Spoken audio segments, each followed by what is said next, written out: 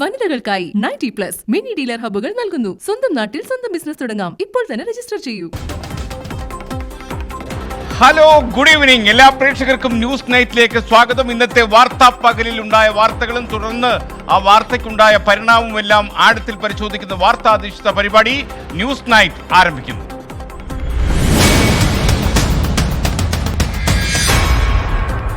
ഇന്ന് കൊച്ചി നഗരത്തിലുണ്ടായ ഏറ്റവും വലിയ കാര്യം പ്രധാനമന്ത്രി നരേന്ദ്രമോദി കൊച്ചിയിലെത്തി എന്നുള്ളത് തന്നെയാണ്.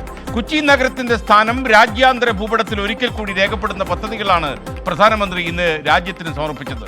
സ്വയം പര്യാപ്തത ഇന്ത്യയെ ശക്തിപ്പെടുത്തുമെന്ന് പ്രധാനമന്ത്രി പറഞ്ഞു. സ്വകാര്യ നിക്ഷേപം ആകർഷിച്ച് മാത്രമല്ല വികസനമെന്ന മുഖ്യമന്ത്രിയുടെ പരോക്ഷ പരാമർശവും ഇന്ന് ഉദ്ഘാടന വേദിയിൽ ഉണ്ടായി. തെരഞ്ഞെടുപ്പ് അടുത്തിരിക്കെ നടന്ന ചടങ്ങ് രാഷ്ട്രീയ മാനങ്ങൾ കൈവരിച്ചു. ഈ വാർത്തയുമായി കൃഷ്ണ ചെറിയാൻ നമുക്കൊപ്പം തത്സമയം ചേരുന്നു. Over to Krishna Cherian. കൊച്ചിയിലെ BPCL പെട്രോ കെമിക്കൽ പ്ലാന്റ് അടക്കം 6100 കോടിയുടെ വികസന പദ്ധതികൾ നാടിന് സമർപ്പിച്ച പ്രധാനമന്ത്രി. രാജ്യത്തിന്റെ ആത്മനിർഭരതയിലേക്ക് പദ്ധതികൾ വഴി തുറക്കുമെന്ന് പ്രധാനമന്ത്രി. BPCL സ്വകാര്യവൽക്കരണത്തിന് മുഖ്യമന്ത്രിയുടെ പരോക്ഷ വിമർശനം. സ്വകാര്യ നിക്ഷേപം മാത്രം ആശ്രയിച്ചല്ല വികസനം സാധ്യമാക്കേണ്ടതെന്ന് പിണറായി വിജയൻ.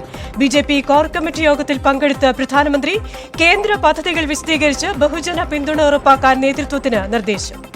Thank you Krishna.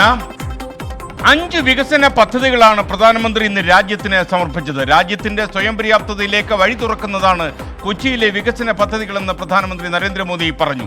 സ്വകാര്യ നിക്ഷേപം ആകർഷിച്ചുകൊണ്ട് മാത്രമല്ല വ്യവസായ അഭിവൃദ്ധി ഉണ്ടാക്കുന്നതെന്നും പൊതുമേഖലയെ ശാക്തീകരിച്ചുകൂടിയാണെന്നും കേരളത്തിലെ വികസനം ആ വഴിക്കാണ് പോകുന്നതെന്നും മുഖ്യമന്ത്രി പിണറായി വിജയനും യോഗത്തിൽ വ്യക്തമാക്കി.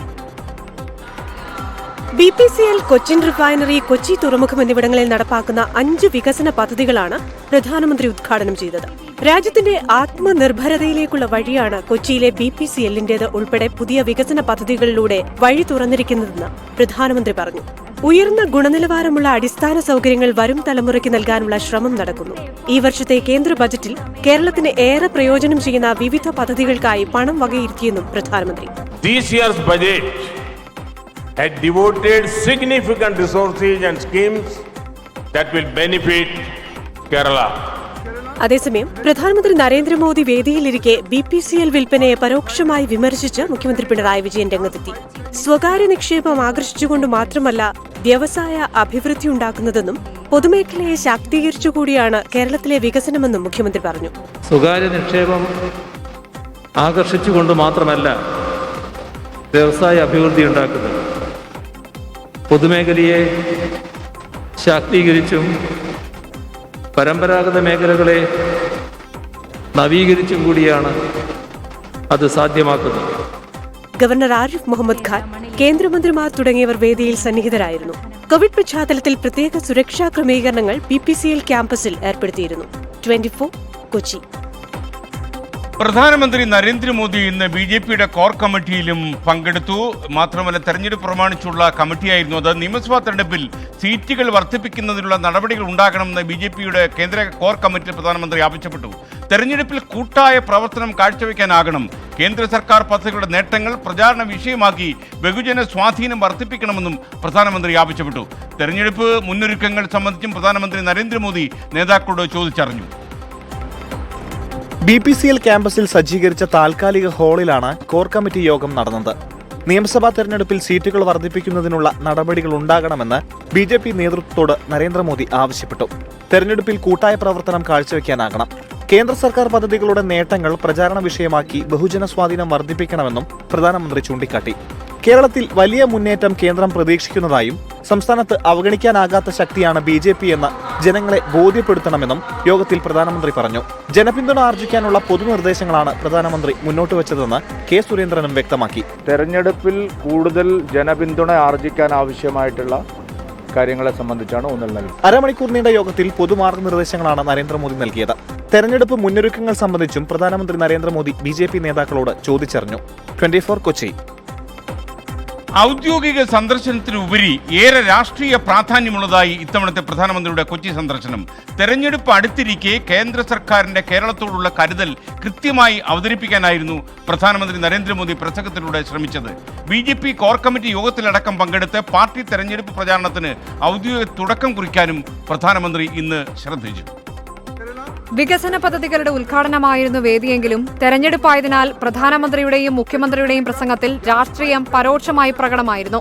നിലവിൽ ഉദ്ഘാടനം ചെയ്ത വികസന പദ്ധതികൾ മുതൽ കൊച്ചി മെട്രോയ്ക്ക് അനുവദിച്ച സഹായം വരെ എണ്ണിപ്പറഞ്ഞ് കേന്ദ്ര സർക്കാരിന്റെ കേരളത്തോടുള്ള കരുതൽ കൃത്യമായി അവതരിപ്പിക്കാൻ പ്രധാനമന്ത്രി ശ്രമിച്ചു. ഗൾഫ് മലയാളികളെയും കുടുംബാംഗങ്ങളെയും കയ്യിലെടുക്കാൻ കോവിഡ് കാലത്ത് നടത്തിയ ഇടപെടലുകൾ പ്രസംഗത്തിൽ ഇടം നേടി. ഇതിനിടെ പ്രധാനമന്ത്രിയെ വേദിയിലിരുത്തി BPCL വിൽപ്പനയെ പരോക്ഷമായി വിമർശിച്ച് മുഖ്യമന്ത്രി പിണറായി വിജയനും രംഗം കൊഴുപ്പിച്ചു. സ്വകാര്യ നിക്ഷേപം മാത്രമല്ല, പൊതുമേഖലയെ ശാക്തീകരിച്ചു കൂടിയാണ് നവകേരള നിർമ്മിതി എന്നായിരുന്നു മുഖ്യമന്ത്രിയുടെ വകയായി ഉണ്ടായത്. മുഖ്യമന്ത്രി പിണറായി വിജയനും ഗവർണറും ഒഴികെ വേദിയിൽ പൂർണ്ണമായും കേന്ദ്ര സർക്കാർ പ്രതിനിധികൾ മാത്രമായിരുന്നു ഉണ്ടായത്. കോർ കമ്മിറ്റി യോഗത്തിൽ പങ്കെടുക്കേണ്ടതിനാൽ സദസ്സിലെ VVIP നിരയിൽ കൂടുതലും BJP നേതാക്കൾ. പ്രധാനമന്ത്രിയുടെ പരിപാടി കൃത്യമായി പാർട്ടി തെരഞ്ഞെടുപ്പ് പ്രചാരണത്തിന് ഔദ്യോഗിക തുടക്കം കുറിക്കാൻ BJP ഉപയോഗപ്പെടുത്തുകയായിരുന്നുവെന്ന് ചുരുക്കം. 24 കൊച്ചി. പ്രധാനമന്ത്രിയുടെ സാന്നിധ്യം BJP ക്യാമ്പുകളിൽ നല്ല ശക്തിയും ഊർജവും പകർന്നു എന്നത് പ്രത്യേകിച്ച് പറയേണ്ടതില്ലല്ലോ. ഇതിൻ്റെ കൂടുതൽ വിശദാംശങ്ങളുമായി പ്രധാനമന്ത്രിയുടെ സന്ദേശം എത്രമാത്രം ആവേശം പകർന്നു BJP പ്രവർത്തകരെന്ന് നമുക്കൊപ്പം ചേർന്ന് പറയുകയാണ് ശ്രീകാന്ത് കൊച്ചിയിൽ നിന്ന്. Sreekanth, good evening. ന്യൂസ് നൈറ്റിലേക്ക് സ്വാഗതം. എങ്ങനെയായിരുന്നു പ്രധാനമന്ത്രിയുടെ സന്ദർശനം? ഒരുപക്ഷെ BJP ക്യാമ്പുകൾക്ക് ഒരു പ്രത്യേക ഊർജം പകരാൻ അദ്ദേഹത്തിന് ഇന്ന് കഴിഞ്ഞു എന്നാണ് ഞാൻ മനസ്സിലാക്കുന്നത്.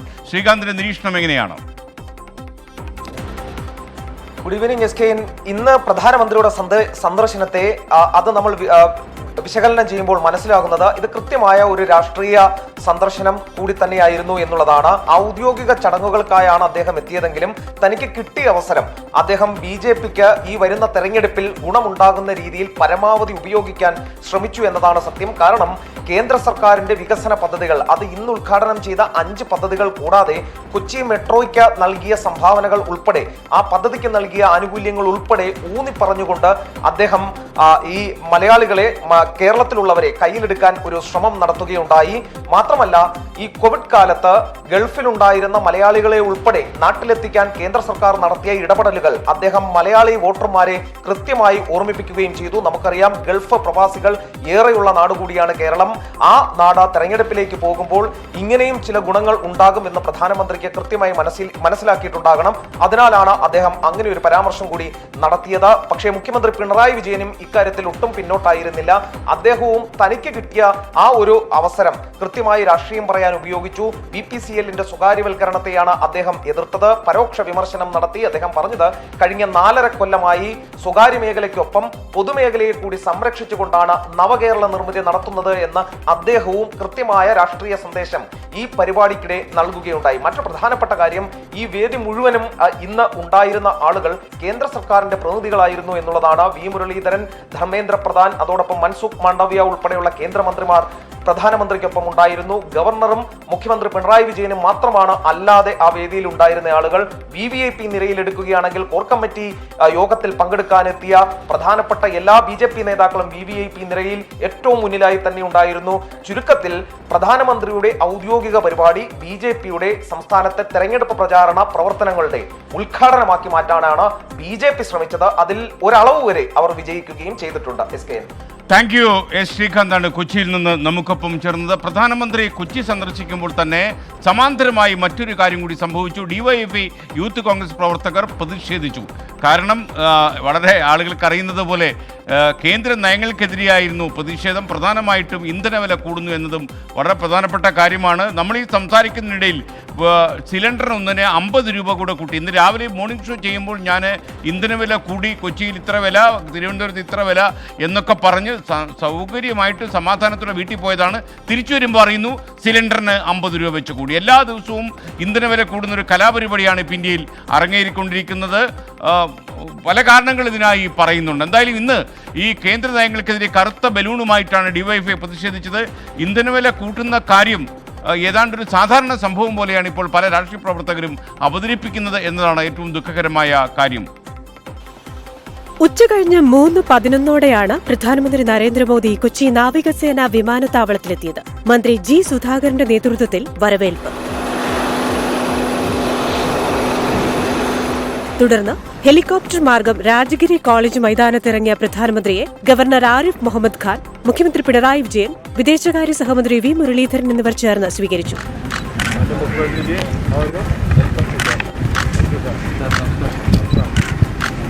തുടർന്ന് വികസന പദ്ധതി ഉദ്ഘാടനം ചെയ്യാൻ റോഡ് മാർഗം അമ്പലമുകൾ BPCL ക്യാമ്പസിലേക്ക്.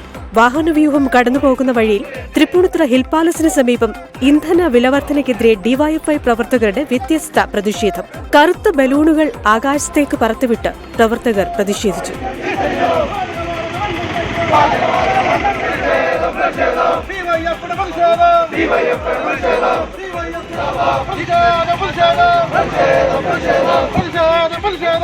ഇതിനിടെ ഹൈബിയുടെ MPയെ പരിപാടിയിൽ ക്ഷണിക്കാത്തതിൽ പ്രതിഷേധിച്ച് യൂത്ത് കോൺഗ്രസ് പ്രവർത്തകർ ഷിപ്പ്യാർഡിലേക്ക് മാർച്ച് നടത്തി. പ്രവർത്തകരെ പോലീസ് അറസ്റ്റ് ചെയ്ത് നീക്കി.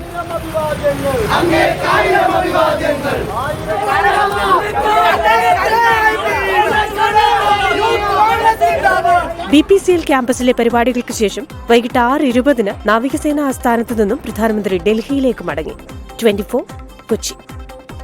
ഇതൊക്കെ കാണുമ്പോൾ എനിക്കറിയാതെ ചോദിക്കാൻ തോന്നുന്നു, എവിടെയാണ് അണ്ണാ ഇതിനിടയിൽ കോവിഡ്? എന്തായാലും ഈ തെരഞ്ഞെടുപ്പ് കഴിയുമ്പോഴേക്കും കൊറോണ എവിടെ എത്തും എന്നുള്ള കാര്യത്തിൽ എനിക്ക് വല്ലാത്തൊരാശങ്കയുണ്ട്. ആശങ്ക ഞാൻ പ്രേക്ഷകരുമായിട്ട് പങ്കുവെച്ചുകൊണ്ട് മുന്നോട്ട് പോകുന്നു.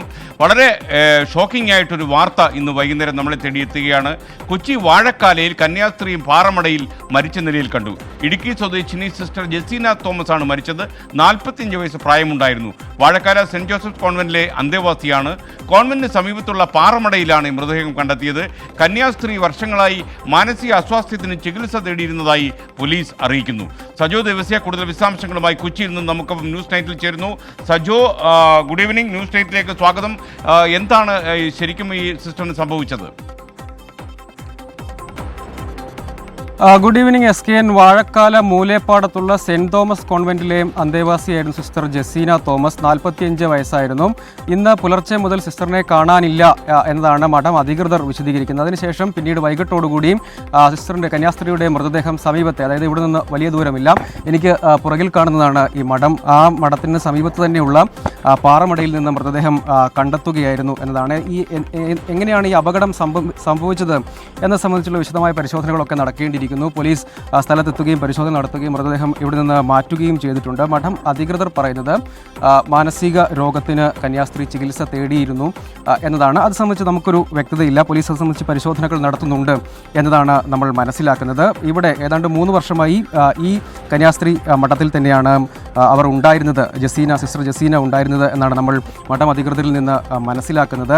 പോലീസ് ഇത് സംബന്ധിച്ചുള്ള പരിശോധനകൾ, അതായത് ഏതെങ്കിലും തരത്തിലുള്ള കാര്യങ്ങളുണ്ടോ, ദുരൂഹതകളുണ്ടോ എന്നുള്ള പരിശോധനകൾ നടത്തും എന്നാണ് അറിയിച്ചിട്ടുള്ളത്. ബന്ധുക്കൾ ഉൾപ്പെടെയുള്ള ആളുകൾ ഇവിടെ എത്തിച്ചേർന്നിട്ടുണ്ട്. അവരോട് നമുക്ക് സംസാരിക്കാൻ കഴിഞ്ഞിട്ടില്ല. ഇടുക്കിയാണ് ഈ കന്യാസ്ത്രീയുടെ സ്വദേശം, ഇടുക്കിയാണ്. പല സ്ഥലങ്ങളിൽ സേവനം ചെയ്തതിനു ശേഷമാണ് ഇങ്ങോട്ടേക്ക് എത്തുന്നത് എന്നും നമ്മൾ മനസ്സിലാക്കുന്നു. ഇവിടെ സെന്റ് ജോസഫ് പള്ളി, അതായത് സിറോ മലബാർ സഭയുടെ കീഴിലുള്ള സെന്റ് ജോസഫ് പള്ളിയുടെ കീഴിലുള്ള ഒരു കോൺവെന്റാണ് സെന്റ് തോമസ് കോൺവെന്റ് എന്നുള്ളത്. വാഴക്കാലം മൂലേപ്പാടത്താണ് ഉള്ളത്. അത് ഇത്തരത്തിൽ പാറമടയിൽ മൃതദേഹം അവിടെ എങ്ങനെ അപകടം സംഭവിച്ചു, അതായത് വെള്ളമുള്ള ഒരു പാറമടയാണ്, കാര്യമായി തന്നെ ആഴമുള്ള ഒരു പ്രദേശമാണ്. അവിടെയാണ് രാവിലെ മുതൽ കാണാനില്ലായിരുന്നു എന്ന് പറയുന്നു. അതിനുശേഷം പിന്നീട് തിരച്ചിൽ നടത്തി, ഉച്ചയ്ക്ക് ശേഷം തിരച്ചിൽ നടത്തുന്നു. പിന്നീടാണ് ഈ പാറമടയിൽ മരിച്ച നിലയിൽ കന്യാസ്ത്രീയെ കണ്ടെത്തുന്നത്. അതിനുശേഷം ഫയർഫോഴ്സ് ഉൾപ്പെടെയുള്ള ആളുകൾ, ഉദ്യോഗസ്ഥരൊക്കെ വന്നതിന് ശേഷമാണ് മൃതദേഹം പുറത്തെടുക്കുന്നതും കൊണ്ടുപോകുന്നതും. ഈ തരത്തിലുള്ളൊരു അപകടം, അതായത് ഈ പാറമടയിലേക്ക് വീഴാനുണ്ടായ സാഹചര്യം എന്താണ്, അത് ഏതെങ്കിലും തരത്തിൽ മറ്റേതെങ്കിലും കാരണങ്ങൾ അതിനുണ്ടോ എന്നതൊക്കെ പരിശോധിക്കപ്പെടേണ്ടിയിരിക്കുന്നു. അത് സംബന്ധിച്ചുള്ള വിശദീകരണം ഏതായാലും പോലീസ് ഇപ്പോൾ പ്രാഥമികമായി പറയുന്നത് എന്താണ്, ദുരൂഹത എന്തെങ്കിലും ഉണ്ടോ എന്നത് പരിശോധിക്കേണ്ടിയിരിക്കുന്നു. ആത്മഹത്യയാണോ അതോ മറ്റെന്തെങ്കിലും സാധ്യതകൾ ഇതിന് പിന്നിലുണ്ടോ, അതൊക്കെ പരിശോധിക്കപ്പെടേണ്ടിയിരിക്കുന്നു. പ്രാഥമികമായി അത്തരം കാര്യങ്ങളിലേക്ക് കടന്നിട്ടില്ല. അതിപ്പോൾ ബന്ധുക്കൾ ഉൾപ്പെടെ എത്തിയിട്ടുണ്ട്. അവർക്ക് ഏതെങ്കിലും തരത്തിലുള്ള പരാതി ഇക്കാര്യത്തിലുണ്ടോ എന്നത് വിശദമായി കേൾക്കേണ്ടിയിരിക്കുന്നു. അത്തരം കാര്യങ്ങൾ പരിശോധിക്കും. പരാതി ഉണ്ടെങ്കിൽ അതനുസരിച്ചുള്ള അന്വേഷണം നടത്തുമെന്നാണ് പോലീസ് പറയുന്നത്. പ്രാഥമികമായി ഈ മഠം അധികൃതർ കാണാനില്ല എന്നത് അറിയിച്ചതിനെ തുടർന്ന് ഇവർ തന്നെ നടത്തിയ തിരച്ചിലാണ് മൃതദേഹം കണ്ടെത്തുന്നത്. പിന്നീട് ഉദ്യോഗസ്ഥരടക്കം വന്ന് ഇവിടെ നിന്ന് മൃതദേഹം മാറ്റുകയാണ് ചെയ്തിട്ടുള്ളത്. ഏതായാലും അത് സംബന്ധിച്ചുള്ള തുടർ പരിശോധനകൾ നടത്തും എന്ന് പറയുന്നു. ബന്ധുക്കൾ ഉൾപ്പെടെയുള്ള ആളുകളുണ്ട്. അവരുടെ പ്രതികരണം നമ്മൾ വൈകാതെ തേടുകയും ചെയ്യും. S K, thank you. കൊച്ചിയിൽ നിന്ന് സജു ദേവസ്യാണ് നമുക്കൊപ്പം ചേർന്നത്. വാഴക്കാലയിൽ കന്യാസ്ത്രീ പാറമടയിൽ വീണ് മരിച്ച നിലയിൽ കണ്ടെത്തിയെന്നാണ് മനസ്സിലാക്കുന്നത്. കൂടുതൽ വിശദാംശങ്ങൾ വരാനിരിക്കുന്നതേ ഉള്ളൂ. എന്തായാലും കുറച്ചധികം ദിവസങ്ങളായി പണ്ട് ഒരു മലയാള സിനിമയിൽ കണ്ടതുപോലെ ഇപ്പ പൊട്ടും എന്ന് കരുതിയിരിക്കുകയായിരുന്നു NCPയിൽ വീണ രാഷ്ട്രീയ ഏറുപടക്കം. അങ്ങനെ അവസാനം അത് പൊട്ടി. NCP പിളർന്നു. മാണി സി കാപ്പൻ ഐശ്വര്യ കേരള യാത്രയിൽ പങ്കെടുത്ത് UDFന്റെ ഔദ്യോഗിക ഭാഗമായി മാറി. പാലയിൽ വെച്ചുള്ള മുന്നണി പ്രവേശം ജനസാഗരത്തിന്റെ സാന്നിധ്യത്തിലായിരുന്നു. നിങ്ങളിവിടെ ഈ ചോദ്യം ചോദിക്കരുത്, കോവിഡിന്റെ കാര്യം ചോദിക്കാൻ പാടില്ല. നമ്മൾ ഈ പോളണ്ടിനെ കുറിച്ച് പറയില്ലെന്ന് ശ്രീനിവാസൻ പണ്ട് പറഞ്ഞ പോലെ കോവിഡിനെ കുറിച്ച് നമ്മൾ ഇങ്ങനെയുള്ള കാര്യങ്ങളിൽ പറയാൻ പാടില്ല. മുങ്ങുന്ന കപ്പലിൽ നിന്ന് കാപ്പൻ രക്ഷപ്പെട്ടെന്നായിരുന്നു പ്രതിപക്ഷ നേതാവ് രമേശ് ചെന്നിത്തലയുടെ ഇന്നത്തെ പ്രതികരണം. തലയെടുപ്പുള്ള ഒരു ആനയുടെ ചന്തത്തിലാണ് കാപ്പന്റെ വരവെന്നാണ് PK കുഞ്ഞാലിക്കുട്ടി പറഞ്ഞത്. കാപ്പന്റെ കൊഴിഞ്ഞുപോക്ക് ക്ഷീണമാകില്ല എന്ന് LDF പറയുമ്പോൾ നേട്ടമാകുമോ UDFന്? ഈ വാർത്തയിലെ വാർത്ത തിരയുകയാണ് കൃഷ്ണ ചെറിയാൻ. മാണി സി കാപ്പൻ UDFൽ മുന്നണി പ്രവേശം. പ്രതിപക്ഷ നേതാവിന്റെ ഐശ്വര്യ കേരള യാത്രയിൽ പുതിയ പാർട്ടിയുടെ പ്രഖ്യാപനം നാളെ. Jose K Mani junior Mandrake എന്ന് കാപ്പന്റെ പരിഹാസം. കാപ്പന്റെ നിലപാട് വഞ്ചനയായി കാണേണ്ടെന്ന് TP പീതാംബരൻ. അച്ചടക്ക നടപടിയെടുക്കുമെന്ന് AK ശശീന്ദ്രൻ. ഇടതുമുന്നണി വിട്ടത് സ്വാർത്ഥ താൽപര്യം സംരക്ഷിക്കാനെന്ന് A വിജയരാഘവൻ. ധാർമ്മികത പറയാൻ ഇടതുമുന്നണിക്ക് എന്ത് അവകാശമെന്ന് പ്രതിപക്ഷ നേതാവ്. ഐശ്വര്യ കേരള യാത്രയിൽ പങ്കുചേർന്നാണ് മാണി സി കാപ്പൻ UDFനൊപ്പം ചേർന്നത്. പുതിയ പാർട്ടി രൂപീകരിച്ച് ഘടകകക്ഷിയാകുമെന്ന് കാപ്പൻ വ്യക്തമാക്കി. ജോസ് കെ മാണി ജൂനിയർ മാൻഡ്രേക്കാണെന്നും ഇടതുമുന്നണിയുടെ കഷ്ടകാലം തുടങ്ങിയെന്നും കാപ്പൻ ഇന്ന് വിമർശിച്ചു. പാലാ നിയോജക മണ്ഡലത്തിൽ ഒട്ടനവധി വികസന പ്രവർത്തനങ്ങൾക്ക് നേതൃത്വം കൊടുത്ത് പാലായുടെ മണ്ണിൽ വികസന വിപ്ലവത്തിന്റെ പേര് തെളിയിച്ച പാലായുടെ പ്രിയപ്പെട്ട MLA Mani C Kappan. Covid നിയന്ത്രണങ്ങൾക്കിടയിൽ പാലായെ ജനസാഗരമാക്കിയായിരുന്നു UDF മാണി സി കാപ്പന് വരവേൽപ്പ് നൽകിയത്. നഗരഹൃദയത്തിലൂടെ ശക്തിപ്രകടനം നടത്തിയെത്തിയ മാണി സി കാപ്പനെ പ്രതിപക്ഷ നേതാവ് രമേശ് ചെന്നിത്തലയും മുൻ മുഖ്യമന്ത്രി Oommen Chandy, PK Kunhalikutty, PJ Joseph, MM Hasan തുടങ്ങിയ നേതാക്കൾ ചേർന്ന് സ്വീകരിച്ചു. Mani C Kappan MLA UDF തറവാട്ടിലേക്ക് കടന്നു വരുന്നു.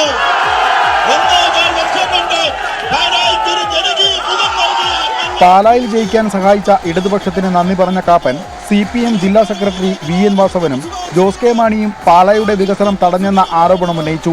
ജോസ് കെ മാണി ജൂനിയർ മാൻഡ്രേക്കാണെന്നും പരിഹാസം.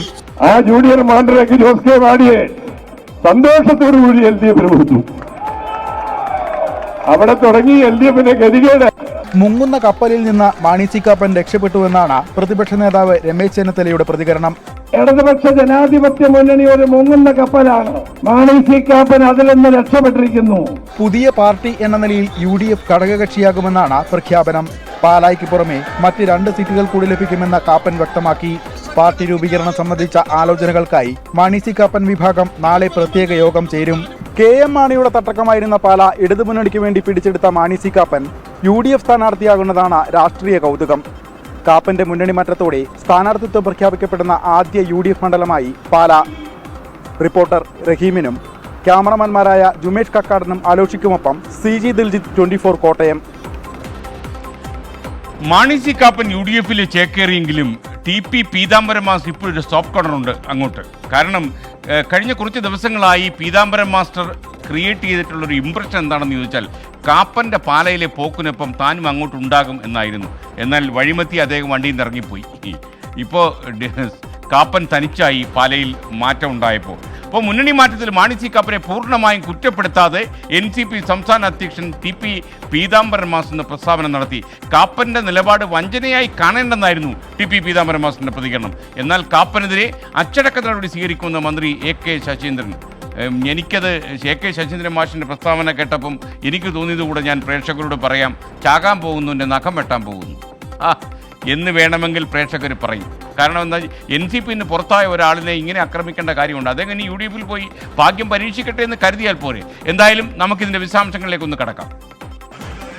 മാണി സി കാപ്പന്റെ മുന്നണി മാറ്റത്തിൽ രാഷ്ട്രീയ കൗതുകം നിറഞ്ഞ പ്രതികരണമാണ് NCP സംസ്ഥാന അധ്യക്ഷൻ TP പീതാംബരൻ നടത്തിയത്. കാപ്പനെ പൂർണ്ണമായും കുറ്റപ്പെടുത്താൻ അദ്ദേഹം തയ്യാറായില്ല. പാർട്ടി വിട്ട മാണി സി കാപ്പന്റെ നിലപാട് വഞ്ചനയായി കാണേണ്ട. ജയിച്ച സീറ്റ് തോറ്റവർക്ക് കൊടുത്തത് വിഷമമുണ്ടാക്കിയിട്ടുണ്ടാകും. മാണി സി കാപ്പൻ പോയത് പാർട്ടിക്ക് ക്ഷീണമായിട്ടുണ്ട്. NCP ഇടതുമുന്നണിയിൽ തുടരും. കാപ്പൻ നിലപാട് വഞ്ചനയായിട്ട് കാണേണ്ട കാര്യമില്ല.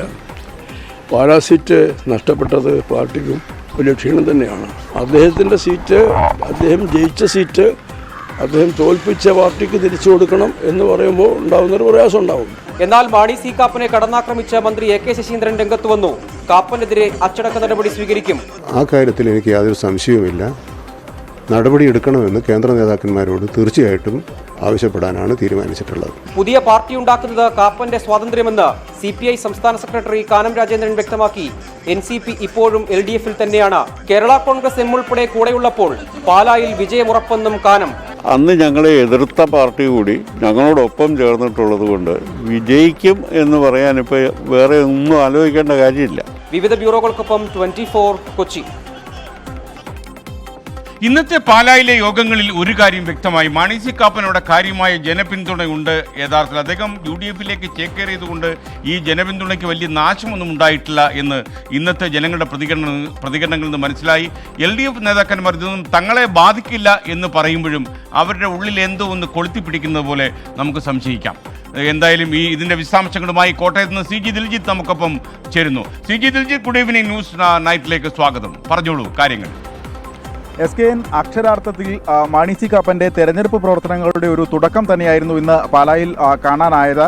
വലിയ ഒരു ജനസാഗരം തന്നെ, പ്രത്യേകിച്ച് UDF-ൻ്റെയും മാണി സി കാപ്പൻ്റെയും ഒരു ശക്തി പ്രകടനമാണ് പാലായിൽ നടന്നത് എന്ന് തന്നെ എടുത്തു പറയേണ്ടി വരും. പ്രത്യേകിച്ച് ഏറ്റവും ആദ്യം ഈ നിയമസഭാ തെരഞ്ഞെടുപ്പിൽ സ്ഥാനാർത്ഥിത്വം പ്രഖ്യാപിക്കപ്പെടുകയും തെരഞ്ഞെടുപ്പ് പ്രവർത്തനങ്ങൾ തുടങ്ങുകയും ചെയ്യുന്ന ഒരു മണ്ഡലമായി പാല മാറുകയാണ്.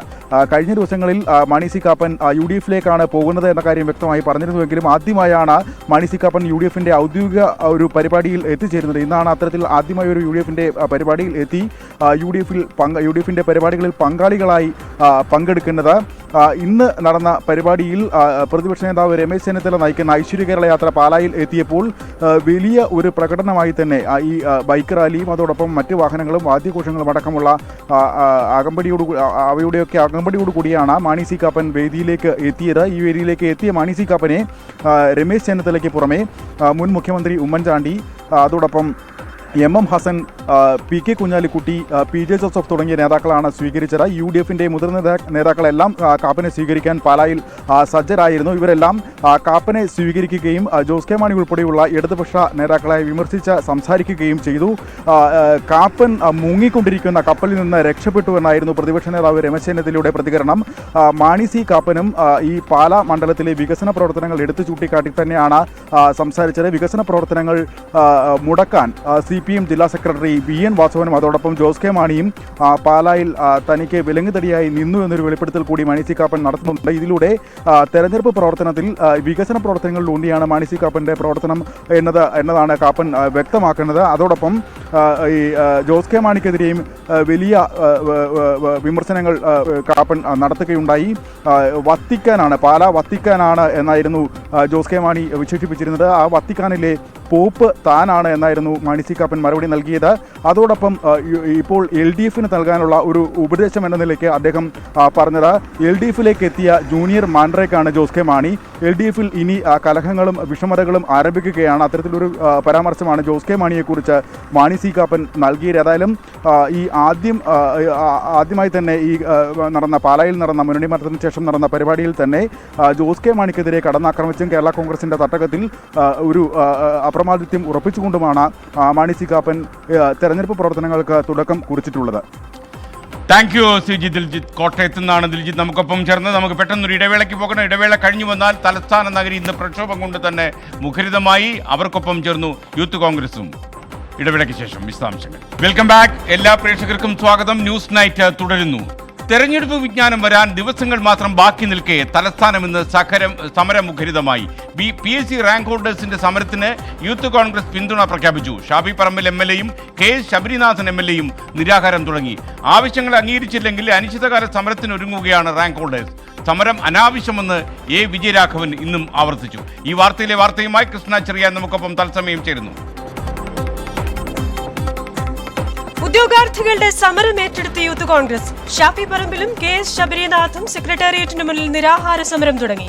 കുടുംബാംഗങ്ങളെ കൂടി ഉൾപ്പെടുത്തി സമരം ശക്തമാക്കുമെന്ന ഉദ്യോഗാർത്ഥികൾ ആവശ്യങ്ങൾ പരിഗണിച്ചില്ലെങ്കിൽ ഈ മാസം 22 മുതൽ അനിശ്ചിതകാല നിരാഹാര സമരം.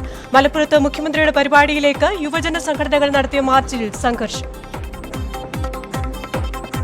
Thank you Krishna. നാളെ പ്രത്യേക മന്ത്രിസഭാ യോഗം ചേരാനിരിക്കെ ഉദ്യോഗാർത്ഥികളുടെ സമരം ഏറ്റെടുത്ത യൂത്ത് കോൺഗ്രസ് സംസ്ഥാന അധ്യക്ഷൻ ഷാഫി പറമ്പിലും വൈസ് പ്രസിഡന്റ് K. ശബരിനാഥനും സെക്രട്ടേറിയറ്റിന് മുന്നിൽ നിരാഹാര സമരം അവരാരംഭിച്ചു.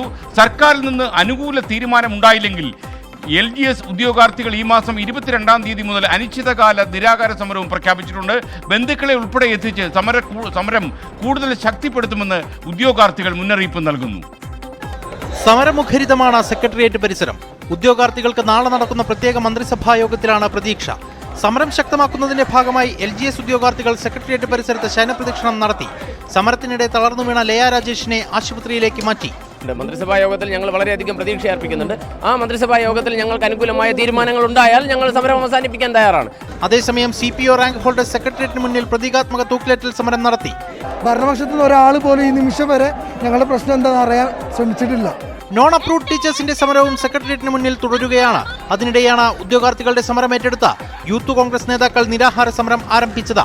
ഈ സെക്രട്ടേറിയറ്റിന് മുമ്പിൽ സംസ്ഥാന കമ്മിറ്റിയുടെ തീരുമാനപ്രകാരം സംസ്ഥാന യൂത്ത് കോൺഗ്രസ് കമ്മിറ്റി പ്രസിഡന്റ് എന്ന നിലയ്ക്ക് ഞാനും പ്രിയപ്പെട്ട സംസ്ഥാന യൂത്ത് കോൺഗ്രസ് കമ്മിറ്റിയുടെ വൈസ് പ്രസിഡന്റ് ശ്രീ ശബരിനാഥും ഞങ്ങൾ നിരാഹാര സമരം ആരംഭിക്കുകയാണ്. പിൻവാതിൽ നിയമനങ്ങൾക്ക് സാധുത നൽകാനാണ് നാളത്തെ പ്രത്യേക മന്ത്രിസഭാ യോഗമെന്ന് യൂത്ത് കോൺഗ്രസ് നേതാക്കളുടെ നിരാഹാര സമരം ഉദ്ഘാടനം ചെയ്ത മുല്ലപ്പള്ളി രാമചന്ദ്രൻ കുറ്റപ്പെടുത്തി.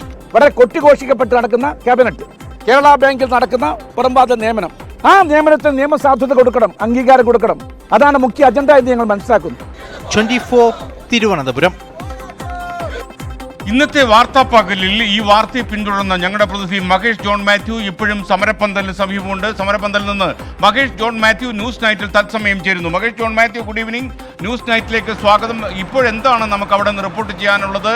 ഉദ്യോഗാർത്ഥികൾ നാളത്തെ മന്ത്രിസഭാ യോഗത്തിൽ തീരുമാനങ്ങൾ അറിഞ്ഞാൽ സമരത്തിൽ നിന്ന് പിന്മാറാൻ ഒരു മാനസികാവസ്ഥ സ്വന്തമാക്കിയിട്ടുണ്ടോ?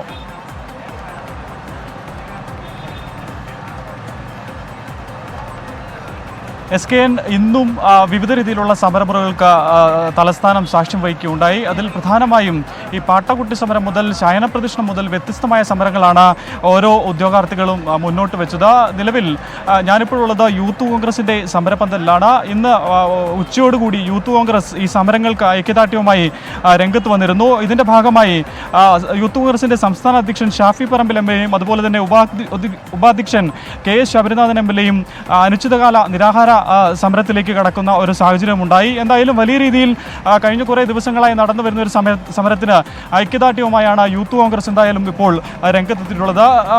MLA എങ്ങനെയാണ്? വലിയ രീതിയിൽ DYFI അടക്കം വലിയ ആരോപണങ്ങൾ ഉന്നയിച്ചു, ബാഹ്യ ഇടപെടൽ ചർച്ചയിലടക്കം ഉണ്ടായി എന്ന് പറഞ്ഞിട്ട്. ഈ സാഹചര്യത്തിലാണ് യൂത്ത് കോൺഗ്രസ് അനുകൂലമായ ഒരു സമരവുമായി വരുന്നത്, ഐക്യദാർഢ്യവുമായി വരുന്നത്. നിങ്ങൾ അവിടെ കണ്ട ദൃശ്യങ്ങൾ കണ്ടു. ഞങ്ങൾക്കിവിടെ സാധാരണ ഒരു സമരപ്പന്തൽ എന്നുള്ള നിലക്കാണ് ഞങ്ങൾ ഇതിൻ്റെ ഈ പിന്നെ കുറച്ച് കസേരയും അല്ലെങ്കിൽ ഒരു സീറ്റും കൂടെ കൊണ്ടു. പക്ഷേ ആ പാവങ്ങൾ അവിടെ കിടക്കുന്നത് കണ്ട അതിനോട് എങ്ങനെ ഐക്യദാർഢ്യപ്പെടാതിരിക്കുക? ഒരൊറ്റ ചോദ്യം DYFI ഉൾപ്പെടെയുള്ള പ്രസ്ഥാനങ്ങളോട്. ശിവരഞ്ജിത്തിനെയും നസീമിനെയും റാങ്ക് ലിസ്റ്റിൽ 1-ാം സ്ഥാനത്ത് തിരികെ കയറ്റിയത് ഈ കിടക്കുന്ന കുട്ടികളാണ്. അതിൻ്റെ പേരിൽ 4 മാസം ആ ലിസ്റ്റിൽ നിന്ന് ഒരാളെ പോലും നിയമിക്കാതിൻ്റെ ഉത്തരവാദിത്വം ഈ കുട്ടികൾക്കുണ്ടോ?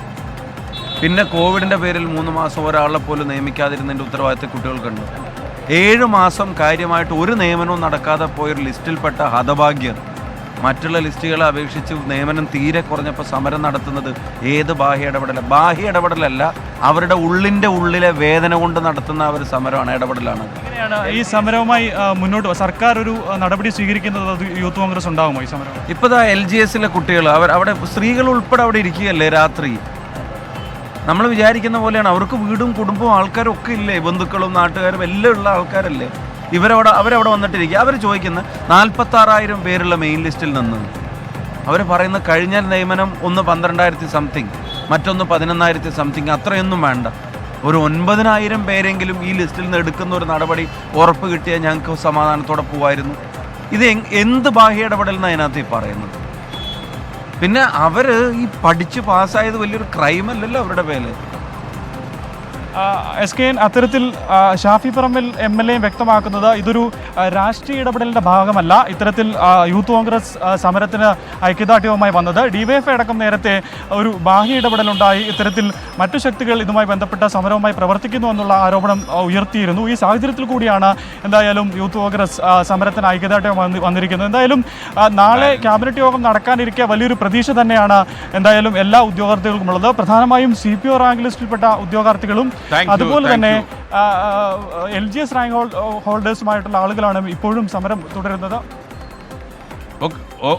Okay thank you Mahesh John Mathew. പരിമിതി കൊണ്ട് ഞാൻ ഇടപെട്ടതാണ്. മറ്റൊരു വാർത്തയിലേക്ക് നമ്മൾ കടക്കുന്നു. കോളേജുകളിലെ മുഖ്യമന്ത്രിയുടെ പരിപാടിയുമായി ബന്ധപ്പെട്ട വിവാദങ്ങൾക്ക് ഇന്ന് പിണറായി വിജയൻ മറുപടി പറഞ്ഞു. വിദ്യാർത്ഥികളുമായുള്ള ചർച്ച നടക്കുമ്പോൾ മാധ്യമങ്ങളെ ഒഴിവാക്കിയത് എല്ലായിടത്തും ഉണ്ടായ നടപടിയാണ്. താൻ പങ്കെടുക്കുന്ന പരിപാടിയിൽ കറുത്ത മാസ്ക് ധരിക്കരുതെന്ന് ആർക്കും താൻ നിർദ്ദേശം കൊടുത്തിട്ടില്ല. അതേസമയം കാലിക്കറ്റ് സർവകലാശാലയിൽ മുഖ്യമന്ത്രിയുടെ പരിപാടി നടക്കുന്ന വേദിക്ക് പുറത്ത് പ്രതിപക്ഷ വിദ്യാർത്ഥി സംഘടനകൾ ഇന്ന് പ്രതിഷേധം സംഘടിപ്പിച്ചു. കാലിക്കറ്റ് സർവകലാശാലയിലെ CMT ക്യാമ്പസിന്റെ സമാപന വേദിയിലാണ് വിവാദങ്ങൾക്ക് മുഖ്യമന്ത്രി മറുപടി നൽകിയത്. കറുത്ത മാസ്ക് പാടില്ലെന്ന പ്രചാരണം തെറ്റെന്ന് പറഞ്ഞ മുഖ്യമന്ത്രി അങ്ങനെ ആരും നിർദ്ദേശം നൽകിയിട്ടില്ലെന്നും വ്യക്തമാക്കി. വിദ്യാർത്ഥികൾ അഭിപ്രായങ്ങൾ സമർപ്പിക്കുന്ന സമയത്ത് മാധ്യമങ്ങളെ ആദ്യ പരിപാടി മുതൽ വിലക്കിയിരുന്നു. ഇന്നലെ മാത്രം സ്വീകരിച്ച നടപടിയല്ലെങ്കിലും ചിലർ പുതിയ സംഭവം എന്ന രീതിയിൽ വാർത്തയാക്കിയെന്നും മുഖ്യമന്ത്രി വിമർശിച്ചു. പ്രത്യേക കളറിലുള്ള മാസ്ക് മാത്രമേ ധരിക്കാൻ പാടുള്ളൂ എന്ന ഒരു നില എടുത്ത കാര്യമാണ്. അപ്പം കറുത്ത മാസ്ക് പാടില്ല എന്നാരും നിർദ്ദേശിച്ചു എന്നത് പ്രചരണം അതിന്റെ ഭാഗമായിട്ട് വരും. സമാപന വേദിയിലേക്ക് മുഖ്യമന്ത്രി എത്തും മുമ്പ് തന്നെ സർവകലാശാല കവാടം പ്രതിഷേധ വേദിയായി. പ്രതിപക്ഷ വിദ്യാർത്ഥി യുവജന സംഘടനകൾ നടത്തിയ മാർച്ചിൽ പോലീസ് ലാത്തി വീശി.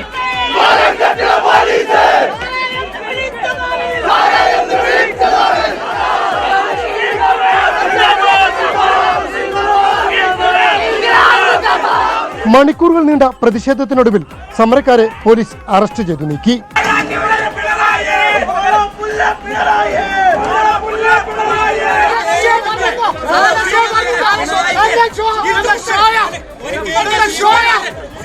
പ്രതിഷേധത്തെ തുടർന്ന് കോഴിക്കോട് തൃശൂർ ദേശീയപാതയിൽ ഏറെ നേരം ഗതാഗതവും തടസ്സപ്പെട്ടു.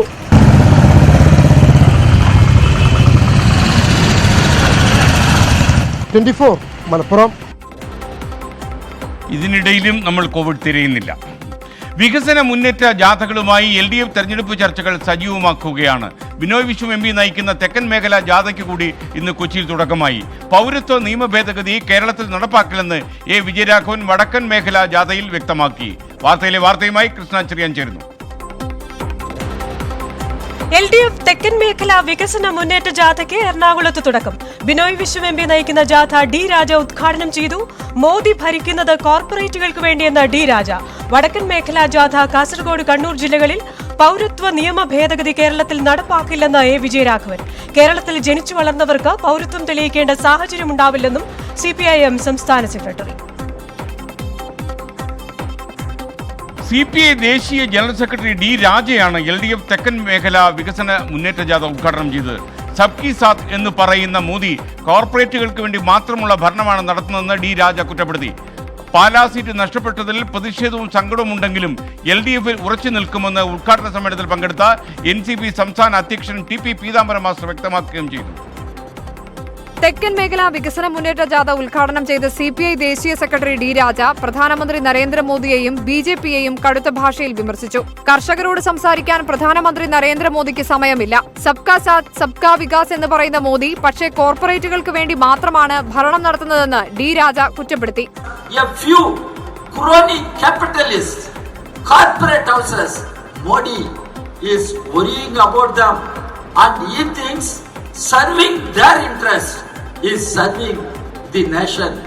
വികസന മുന്നേറ്റ ജാഥയുടെ ഉദ്ഘാടന വേദിയിലെത്തിയ NCP സംസ്ഥാന അധ്യക്ഷൻ TP പീതാംബരൻ മാണി സി കാപ്പന്റെ മുന്നണി മാറ്റത്തിൽ നിലപാട് വിശദീകരിച്ചു. ഇടതുമുന്നണിയെ ദുർബലപ്പെടുത്താൻ NCP ഒരിക്കലും ശ്രമിച്ചിട്ടില്ല.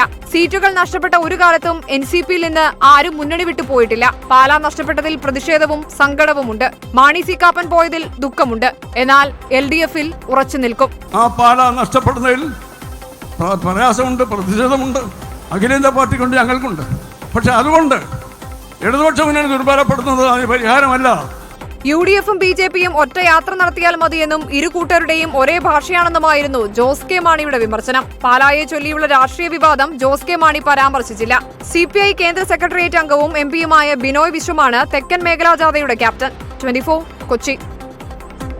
പൗരത്വ ഭേദഗതി നിയമം സജീവ ചർച്ചയാക്കി ഇന്നത്തെ ഇടതുമുന്നണിയുടെ വികസന മുന്നേറ്റ യാത്രയിൽ മുഖ്യമന്ത്രി പിണറായി വിജയൻ തുടക്കമിട്ട വിഷയം സജീവമാക്കുകയാണ് LDF നേതാക്കൾ. പൗരത്വ ഭേദഗതി നിയമം കേരളത്തിൽ നടപ്പാക്കില്ല എന്ന് പ്രഖ്യാപിച്ച് CPIM സംസ്ഥാന സെക്രട്ടറി A. വിജയരാഘവൻ തുറന്നു പറഞ്ഞു. കേരളത്തിൽ ജനിച്ചു വളർന്നവർക്ക് പൗരത്വം തെളിയിക്കേണ്ട സാഹചര്യം ഉണ്ടാകില്ലെന്നും അദ്ദേഹം പറഞ്ഞു. മുഖ്യമന്ത്രി പിണറായി വിജയൻ ഇന്നലെ LDF വികസന മുന്നേറ്റ ജാഥയുടെ ഉദ്ഘാടന പ്രസംഗത്തിലാണ് പൗരത്വ നിയമത്തിനെതിരായ പ്രചാരണങ്ങൾക്ക് തുടക്കമിട്ടത്. ഇതേ വിഷയം കൂടുതൽ ശക്തമായി ഉയർത്തുകയാണ് ജാഥാനായകൻ LDF കൺവീനർ ഇന്ന്. കോവിഡിന് ശേഷം പൗരത്വ ഭേദഗതി നിയമം നടപ്പാക്കാനാണ് BJP സർക്കാർ നീക്കം. അമിത്ഷായുടെ പ്രഖ്യാപനം മുസ്ലിം ന്യൂനപക്ഷത്തെ ആശങ്കപ്പെടുത്തുകയാണ്. കേരളത്തിൽ ഈ നിയമം ഒരു കാരണവശാലും നടപ്പിലാക്കില്ലെന്ന് LDF ഉറപ്പു നൽകുന്നതായും വിജയരാഘവൻ ആവർത്തിച്ചു. ദശലക്ഷക്കണക്കിന് ന്യൂനപക്ഷങ്ങൾ നമ്മുടെ പൗരത്വ രജിസ്റ്ററിൽ നിന്ന് പുറത്തേക്ക് പോകും. അവർക്ക് പൗരത്വം ലഭിച്ചില്ല. ആ നിലയിലാണ് നിയമ ഭേദഗതി. നമ്മുടെ നാട് ആ നിലയിൽ ചിന്തിക്കേണ്ട ഒരു നാടല്ല. ഇവിടെ ജനിച്ചു വളർന്ന ഒരാൾക്ക് രണ്ടാമതൊരു പൗരത്വം തെളിയിക്കേണ്ട കാര്യം വരുന്നില്ല. LDF ജാഥയിൽ മലബാറിൽ പ്രത്യേകിച്ചും CAA വിഷയം ഉയർത്തിപ്പിടിക്കാനാണ് തീരുമാനം. CAA ചർച്ചയാക്കുന്നത് പാർട്ടിക്കും മുന്നണിക്കും ഗുണം ചെയ്യുമെന്നതാണ് വിലയിരുത്തൽ. ഏതായാലും CAA വരും ദിവസങ്ങളിൽ സജീവ രാഷ്ട്രീയ ചർച്ചയായി നിലനിർത്തും. കാസർഗോഡ് നിന്നും ദീപക് ധർമ്മടം, 24. ഈ നാട്ടിലും കോവിഡ് ഉണ്ടാകാൻ സാധ്യതയില്ല. അവിടെ നമ്മൾ തിരിയാൻ ശ്രമിക്കുന്നില്ല. CBSE പരീക്ഷയും പ്രാദേശിക ആഘോഷങ്ങളും അടക്കം എല്ലാം പരിഗണിച്ചാകും സംസ്ഥാനത്തെ തെരഞ്ഞെടുപ്പ് തീയതി പ്രഖ്യാപനം ഉണ്ടാവുകയെന്ന് മുഖ്യ തെരഞ്ഞെടുപ്പ് കമ്മീഷണർ ഇന്ന് തിരുവനന്തപുരത്ത് വ്യക്തമാക്കി. തെരഞ്ഞെടുപ്പ് ഏപ്രിൽ ആദ്യവാരം ഉണ്ടാകുമോ എന്നാണ് ഇനിയുള്ള ആകാംക്ഷപ്പെടുത്തുന്ന കാര്യം. ഈ വാർത്തയിലെ വാർത്തയുമായിട്ടാണ് കൃഷ്ണ ചെറിയാൻ നമുക്കൊപ്പം ചേരുന്നത്. ഉത്സവങ്ങളും പരീക്ഷയും കണക്കിലെടുത്താകും സംസ്ഥാനത്തെ തെരഞ്ഞെടുപ്പെന്ന് കേന്ദ്ര തെരഞ്ഞെടുപ്പ് കമ്മീഷൻ. മലപ്പുറം ലോക്സഭാ ഉപതെരഞ്ഞെടുപ്പും നിയമസഭാ തെരഞ്ഞെടുപ്പിനൊപ്പം കോവിഡ് സാഹചര്യത്തിൽ കൂടുതൽ പോളിംഗ് സ്റ്റേഷനുകൾ ഒരുക്കും. പ്രശ്നബാധിത മേഖലകളിലേക്ക് കൂടുതൽ ഉദ്യോഗസ്ഥർ. ഏപ്രിൽ 14 മുൻപ് തെരഞ്ഞെടുപ്പ് നടത്തണമെന്ന് സർക്കാർ. കേരളത്തിൽ തെരഞ്ഞെടുപ്പ് തീയതി പ്രഖ്യാപിക്കുമ്പോൾ ഉത്സവങ്ങളും പരീക്ഷയും കണക്കിലെടുക്കുമെന്ന് മുഖ്യ തെരഞ്ഞെടുപ്പ് കമ്മീഷണർ സുനിൽ അറോറ പറയുന്നു. PK കുഞ്ഞാലിക്കുട്ടി രാജിവെച്ചതിനെ തുടർന്ന് ഒഴിവ് വന്ന മലപ്പുറം ലോക്സഭാ മണ്ഡലം ഉപതെരഞ്ഞെടുപ്പും നിയമസഭാ തെരഞ്ഞെടുപ്പിനൊപ്പം നടക്കും എന്നാണ് അറിയുന്നത്. സംസ്ഥാനത്ത് തെരഞ്ഞെടുപ്പ് ഒരുക്കത്തിൽ മുഖ്യ തെരഞ്ഞെടുപ്പ് കമ്മീഷണർ തൃപ്തി പ്രകടിപ്പിച്ചു. നിയമസഭാ തെരഞ്ഞെടുപ്പ് വിഷുവിന് മുമ്പ് വേണമെന്ന ആവശ്യം കേന്ദ്ര തെരഞ്ഞെടുപ്പ് കമ്മീഷനോട് സംസ്ഥാന സർക്കാരും ഉന്നയിച്ചു. നേരത്തെ CPIM-ഉം CPI-യും കോൺഗ്രസും ഇതേ ആവശ്യം ഉന്നയിച്ചിരുന്നു. തെരഞ്ഞെടുപ്പ് തീയതി പ്രഖ്യാപിക്കുമ്പോൾ ഉത്സവങ്ങളും പരിഗണിക്കുമെന്ന് മുഖ്യ തെരഞ്ഞെടുപ്പ് commissioner Sunil Arora. Commission takes all these factors into account while deciding the dates, the local sensitivities, the local festivals and all other assorted features, the exams of the students. Covid കാലത്ത് തെരഞ്ഞെടുപ്പായതിനാൽ വേണ്ടത്ര മുൻകരുതലെടുക്കും. വോട്ടിംഗിന്റെ അവസാന മണിക്കൂറിൽ കോവിഡ് ബാധിതർക്ക് വോട്ട് ചെയ്യാം. 15,000-ലധികം ബൂത്തുകൾ ഇക്കുറിയുണ്ടാകും. മലപ്പുറം ഉപതെരഞ്ഞെടുപ്പും നിയമസഭാ തെരഞ്ഞെടുപ്പിനൊപ്പം നടക്കും. The Commission would like to announce that the Malappuram Parliamentary Constituency election shall be held simultaneously along with general elections. Malappuram, Palakkad, Wayanad എന്നിവയാണ് പ്രശ്നസാധ്യതാ ജില്ലകളായി കേന്ദ്ര ആഭ്യന്തര മന്ത്രാലയം നിശ്ചയിച്ചിട്ടുള്ളത്. ഇവിടങ്ങളിൽ സുരക്ഷയ്ക്ക് കൂടുതൽ ഉദ്യോഗസ്ഥരെ നിയോഗിക്കും. സാമൂഹ്യ മാധ്യമങ്ങളിലൂടെയുള്ള ദുരുപയോഗവും പണത്തിന്റെ സ്വാധീനവും തടയാൻ ശക്തമായ നടപടി സ്വീകരിക്കുമെന്നും സുനിൽ അറോറ പറഞ്ഞു. 24 തിരുവനന്തപുരം. ഇനി നമുക്ക് ഇന്നത്തെ വാർത്തകൾ നാളത്തെ പത്രത്തിൽ എങ്ങനെയായിരിക്കും അച്ചടിക്കപ്പെടുക എന്നറിയാൻ നമ്മുടെ ഡിജിറ്റൽ പത്രം 24 വാർത്തയിലേക്ക്. ഇന്നത്തെ വാർത്തകൾ, നാളത്തെ പത്രം.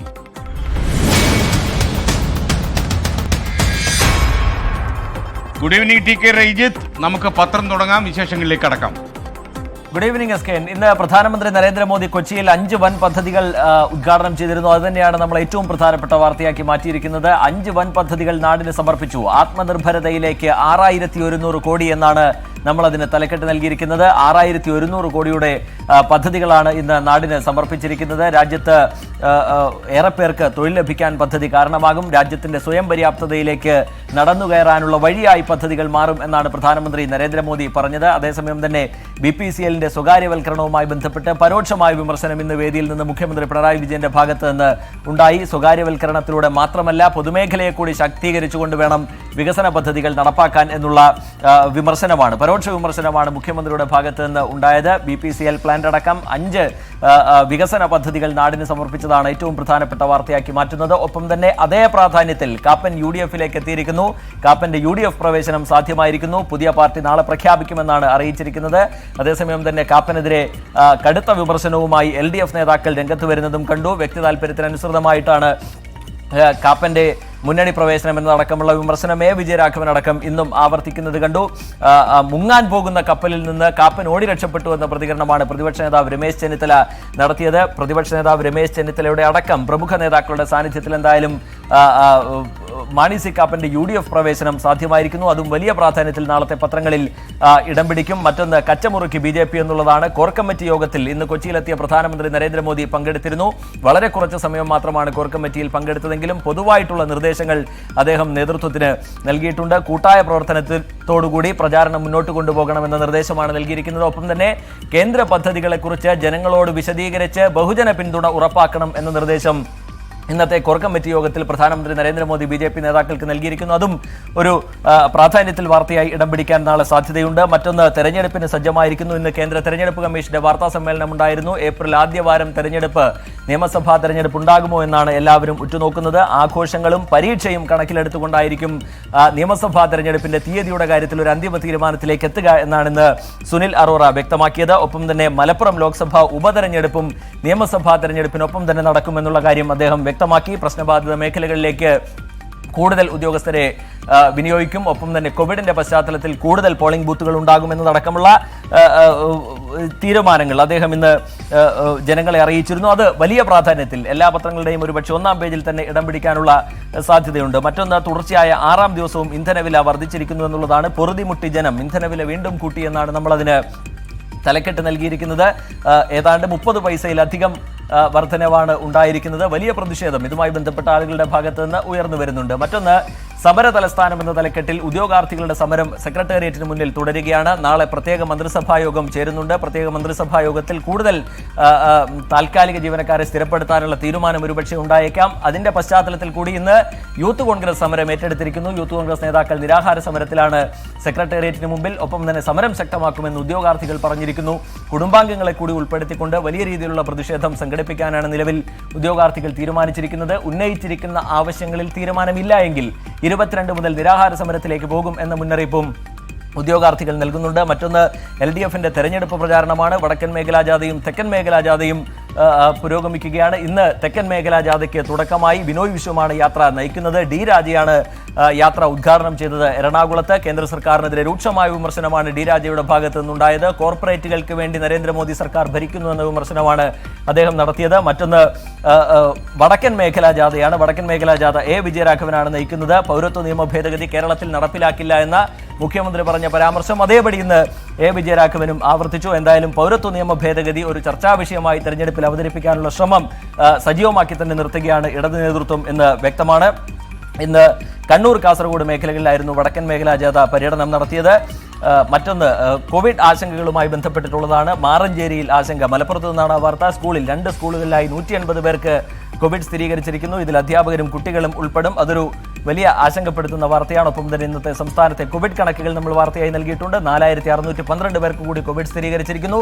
15 മരണം കൂടിയാണ് ഇന്ന് ഔദ്യോഗികമായി സ്ഥിരീകരിച്ചിരിക്കുന്നത്. മറ്റൊന്ന് കണ്ണൂർ പാപ്പിനിശ്ശേരിയിലെ മേൽപ്പാലത്തിന്റെ നിർമ്മാണത്തിൽ അപാകതയുണ്ടെന്ന് വിജിലൻസ് കണ്ടെത്തിയിരിക്കുന്നു. വിജിലൻസ് ഡയറക്ടർക്ക് കൂടുതൽ അന്വേഷണം വേണമെന്ന് നിർദ്ദേശം നൽകിക്കൊണ്ട് റിപ്പോർട്ട് നൽകിയിരിക്കുന്നു എന്നുള്ളതാണ്. മറ്റൊന്ന് കായിക വാർത്തയാണ്. ചെപ്പോക്ക് ടെസ്റ്റിൽ ഇംഗ്ലണ്ട് പതറുന്നു. 134 റൺസിന് പുറത്തായിരിക്കുന്നു. ആ വാർത്ത കൂടി നമ്മൾ ഉൾപ്പെടുത്തിയിട്ടുണ്ട്. SK. Thank you TK Rajith. ഇനി നമുക്കൊരു ഇടവേളയിലേക്ക് പോകണം. ഇടവേള കഴിഞ്ഞാൽ ക്രൈം വാർത്തകളിലേക്ക് നമ്മൾ കടക്കും. കുറ്റവും ശിക്ഷയും. മലപ്പുറം എടവണ്ണയിൽ 5 വയസ്സുകാരി 40കാരൻ പീഡനത്തിന് ഇരയാക്കി എന്ന വാർത്തയാണ് നമുക്ക് ദുഃഖകരമായ ആ വാർത്തയാണ് വായിക്കാനുള്ളത്. അത് ഇടവേളയ്ക്ക് ശേഷം. Welcome back. എല്ലാ പ്രേക്ഷകർക്കും സ്വാഗതം. ന്യൂസ് നൈറ്റ് തുടരുന്നു. ഇനി ന്യൂസ് നൈറ്റിൽ ക്രൈം വാർത്തകളിലേക്ക് നമ്മൾ കടക്കുകയാണ്. കുറ്റവും ശിക്ഷയും. വളരെ ഷോക്കിംഗ് ആയിട്ടുള്ളൊരു വാർത്തയാണ് വരുന്നത്. മലപ്പുറം എടവണ്ണയിൽ 5 വയസ്സുകാരിയെ 40കാരൻ പീഡനത്തിന് ഇരയാക്കി. സംഭവത്തിൽ പ്രതിയായ അയൽവാസിയെ എടവണ്ണ പോലീസ് അറസ്റ്റ് ചെയ്തു. പ്രതിക്കെതിരെ പോക്സോ കേസ് ചുമത്തിയിട്ടുണ്ട്. ഇന്നലെ ഉച്ചയോടെയായിരുന്നു സമൂഹ മനസാക്ഷിയെ ഞെട്ടിച്ച സംഭവം. പ്രതിയായ അയൽവാസിയുടെ വീട്ടിൽ പ്രതിയുടെ മക്കൾക്കൊപ്പം പതിവായി കളിക്കാൻ പോകാറുണ്ടായിരുന്ന പെൺകുട്ടിയാണ് പീഡനത്തിനിരയായത്. ഇന്നലെയും പതിവ് പോലെ കളിക്കാൻ പോയതായിരുന്നു പെൺകുട്ടി. പ്രതിയുടെ കുടുംബം സ്ഥലത്തില്ലാത്ത സമയത്ത് വീട്ടിലെത്തിയ 5 വയസ്സുകാരിയെ സ്ഥിരം മദ്യപാനി കൂടിയായ പ്രതി ലൈംഗിക പീഡനത്തിനിരയാക്കി. തിരികെ വീട്ടിലെത്തിയ കുട്ടി അസ്വസ്ഥത പ്രകടിപ്പിക്കുകയും ദുരനുഭവം മാതാവിനോട് വെളിപ്പെടുത്തുകയും ചെയ്തു. തുടർന്ന് നാട്ടുകാർ ഇയാളെ പിടികൂടി കയ്യേറ്റത്തിന് ശ്രമിച്ചതോടെ പോലീസ് എത്തി കസ്റ്റഡിയിലെടുത്തു. കേസ് രജിസ്റ്റർ ചെയ്ത് കുട്ടിയുടെ മൊഴി രേഖപ്പെടുത്തിയ അന്വേഷണ സംഘം പ്രതിയുടെ അറസ്റ്റ് രേഖപ്പെടുത്തി. പോക്സോ ഉൾപ്പെടെ ജാമ്യമില്ലാ വകുപ്പുകൾ ചേർത്താണ് എടവണ്ണ പോലീസ് കേസെടുത്തത്. 24 മലപ്പുറം. ഇനി നമ്മളൊരു വട്ടപ്പാറയിലെ ഒരു പരമ്പര സംപ്രേഷണം ചെയ്ത് പ്രേക്ഷകർ ഓർക്കുന്നുണ്ടാവും. ഈ പരമ്പരയിൽ വട്ടപ്പാറയിലെ റോഡിൻ്റെ ഘടന മൂലം മരണക്കെണി ഉണ്ടാകുന്നു എന്ന വാർത്തയാണ് നമ്മളിനി പറയാൻ പോകുന്നത്. മരണക്കെണിയായി വട്ടപ്പാറ.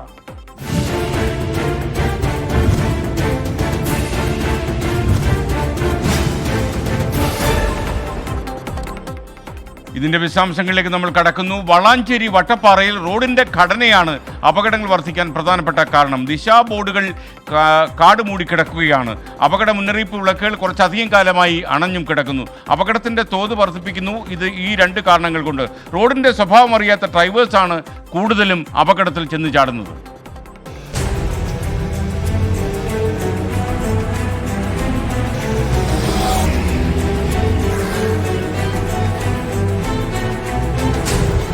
അർദ്ധരാത്രി വലിയ ശബ്ദം കേട്ടാണ് മിക്കപ്പോഴും ഈ പ്രദേശത്തുള്ള ആളുകൾ ഉണരാറ്. കാരണം ഏത് നിമിഷവും ഈ മേഖലയിൽ അപകടം പ്രതീക്ഷിക്കാം.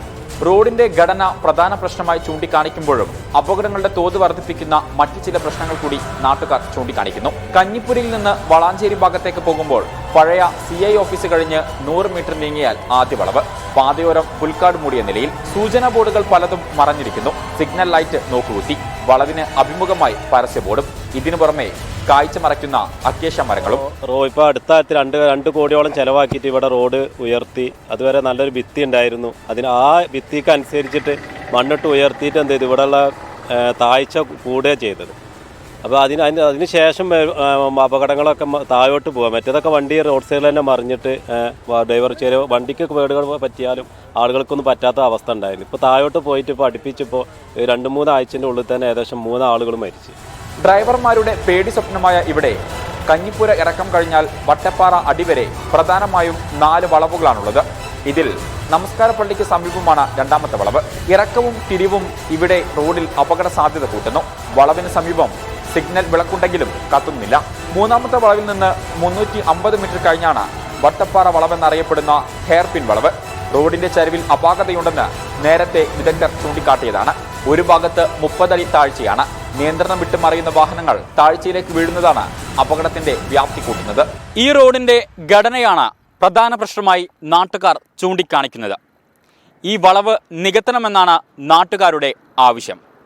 സ്ഥലം അറിയാതെ വരുന്ന ഡ്രൈവർമാരാണ് ഏറ്റവും കൂടുതൽ അപകടത്തിൽപ്പെടുന്നത്. ക്യാമറമാൻ സഞ്ജയ് ഇക്ബാലിനൊപ്പം ഷാദ് റഹ്മാൻ, 24 വളാഞ്ചേരി. വട്ടപ്പാറ വളവിലെ റോഡിൻ്റെ ഘടനയാണ് പ്രശ്നമെങ്കിൽ ആ ഘടന മാറ്റുക തന്നെ വേണം. കാരണം മരണക്കെണിയായിട്ട് ഈ റോഡ് മാറാൻ പാടില്ല എന്നതാണ് ഏറ്റവും പ്രധാനപ്പെട്ട കാര്യം. ഇനി നമ്മൾ ലോകവിശേഷങ്ങളിലേക്ക് പോകുന്നു. ന്യൂസ് നൈറ്റിൽ ലോകവിശേഷങ്ങൾ. പ്രേക്ഷകർക്കറിയും പോലെ മ്യാൻമാറിൽ പ്രക്ഷോഭം തുടരുകയാണ് എന്ന് മാത്രമല്ല, ആളുകളുടെ മൗലികമായ സ്വാതന്ത്ര്യം മുഴുവൻ പട്ടാളം കടന്നു ചാടിയിരിക്കുന്നു. അതേസമയം മ്യാൻമാറിൽ പട്ടാളത്തിനെതിരെ ഉപരോധവുമായി രാജ്യങ്ങൾ വരുന്നുണ്ട്. PP James, good evening. News നൈറ്റിലേക്ക് സ്വാഗതം. എന്തൊക്കെയാണ് മ്യാൻമാറിൽ നിന്നുള്ള പട്ടാള വിശേഷങ്ങൾ? മ്യാൻമറിൽ പട്ടാളത്തിൻ്റെ എതിർപ്പുകളെയും ശക്തിയാർന്നിട്ടുള്ള ഭീഷണികളെയൊക്കെ അതിജീവിച്ചുകൊണ്ട് 10,000-കണക്കിന് പ്രക്ഷോഭകാരികൾ ഇപ്പോഴും രംഗത്താണ്. പ്രക്ഷോഭകാരികളെ ഒളിപ്പിക്കുന്നവർക്കെതിരെ വലിയ ഭീഷണിയുമായി പട്ടാളം രംഗത്തുണ്ട്. അവരെ എന്ത് വില കൊടുത്ത് അവർക്കെതിരെ വളരെ വലിയ രീതിയിൽ ആക്ഷൻ ഉണ്ടാവും, അവരെ ജയിലിലിടുമെന്നുള്ള ഭീഷണിയൊക്കെ പട്ടാള നേതാവ് മിന്നോങ് രംഗത്ത് മുന്നോട്ട് പറയുന്നുണ്ട്. പക്ഷേ ഇവരെല്ലാവരും ഓങ് സാൻ സൂചിയെ പിന്തുണയ്ക്കുന്നവരാണ്. വലിയ ഭൂരിപക്ഷമാണ് ഓങ് സാൻ സൂചിക്ക് വേണ്ടി രംഗത്തിറങ്ങിയിട്ടുള്ളത്. അതുകൊണ്ട് തന്നെ അവിടുത്തെ ജനാധിപത്യ സർക്കാരിനെ തിരിച്ച് ഭരണമേൽപ്പിക്കണമെന്ന് ആവശ്യപ്പെട്ടുകൊണ്ട് അമേരിക്കയും യൂറോപ്യൻ രാജ്യങ്ങളും ഇപ്പോഴും സ്ട്രോങ് ആയിട്ട് രംഗത്ത് വന്നിരിക്കുകയാണ്. അവർ സാമ്പത്തിക ഉപരോധം കൊണ്ടുവരുന്നു. പട്ടാള മേധാവികൾക്ക് മാത്രമല്ല, അവരുടെ കുടുംബാംഗങ്ങൾക്ക് മുഴുവൻ അമേരിക്കയിലും മറ്റ് യൂറോപ്യൻ രാജ്യങ്ങളിലുമുള്ള അവരുടെ നിക്ഷേപങ്ങൾ മുഴുവൻ മരവിപ്പിക്കുകയും അവർക്കെതിരെ അവരുടെ ബിസിനസ്സുകൾ മുഴുവൻ മരവിപ്പിക്കുകയും ചെയ്യുന്ന തരത്തിലാണ് കാര്യങ്ങൾ മുന്നോട്ട് നീങ്ങിക്കൊണ്ടിരിക്കുന്നത്. പക്ഷേ ചൈനയുടെയും റഷ്യയുടെയൊക്കെ പിന്തുണയിൽ ഒരുപക്ഷെ മ്യാൻമർ പട്ടാളം കുറച്ചു കാലം കൂടി പിടിച്ചു നിന്നേക്കാം. പക്ഷേ ജനകീയ പ്രക്ഷോഭം ഈ രീതിയിൽ ശക്തിയാർജിക്കുകയാണെങ്കിൽ പട്ടാളത്തിന് അതിനെ നേരിടാൻ വലിയ ബുദ്ധിമുട്ടായിട്ട് വരും. അരനൂറ്റാണ്ട് കാലം മ്യാൻമറിനെ അടക്കി ഭരിച്ചവരാണ് ഈ പട്ടാളം എല്ലാ കാലത്തും അതിൻ്റെ ഭരണത്തിൻ്റെ ശീതളച്ചായ അനുഭവിച്ചവരാണ്. അതുകൊണ്ട് പെട്ടെന്നൊന്നും മാറിക്കൊടുക്കാൻ അവരും തയ്യാറാവില്ല. അതുകൊണ്ട് തന്നെ മ്യാൻമർ വലിയൊരു പ്രതിസന്ധിയാണ് നേരിട്ടുകൊണ്ടിരിക്കുന്നത്. ഓക്കെ ജെയിംസ്, മ്യാൻമറിൻ്റെ കഥ അങ്ങനെയാണ്. അവിടുത്തെ പട്ടാള വിപ്ലവം ഒരുപാട് കാലം നീണ്ടു നിൽക്കില്ല എന്ന് നമുക്ക് പ്രതീക്ഷിക്കാം. ജനങ്ങളൊക്കെ ആകെ രോഷത്തിലാണ് അവിടെ എന്നാണ് മനസ്സിലാക്കുന്നത്. ഇനി മറ്റൊരു കാര്യം, ദക്ഷിണാഫ്രിക്കയിൽ കോവിഡ് വ്യാപനം മൂലം അടച്ചിരുന്ന അതിർത്തികളൊക്കെ തുറന്നു. പടിഞ്ഞാറൻ നാടുകളിൽ ഇപ്പോൾ UK യിലുമൊക്കെ തന്നെ ജനിതക മാറ്റം വന്ന കൊറോണ വൈറസ് പടരുകയാണ്. ഈ ഒരു സാഹചര്യത്തെ PP ജെയിംസ് എങ്ങനെയാണ് അന്തർദേശീയ തലത്തിൽ വിലയിരുത്തുന്നത്?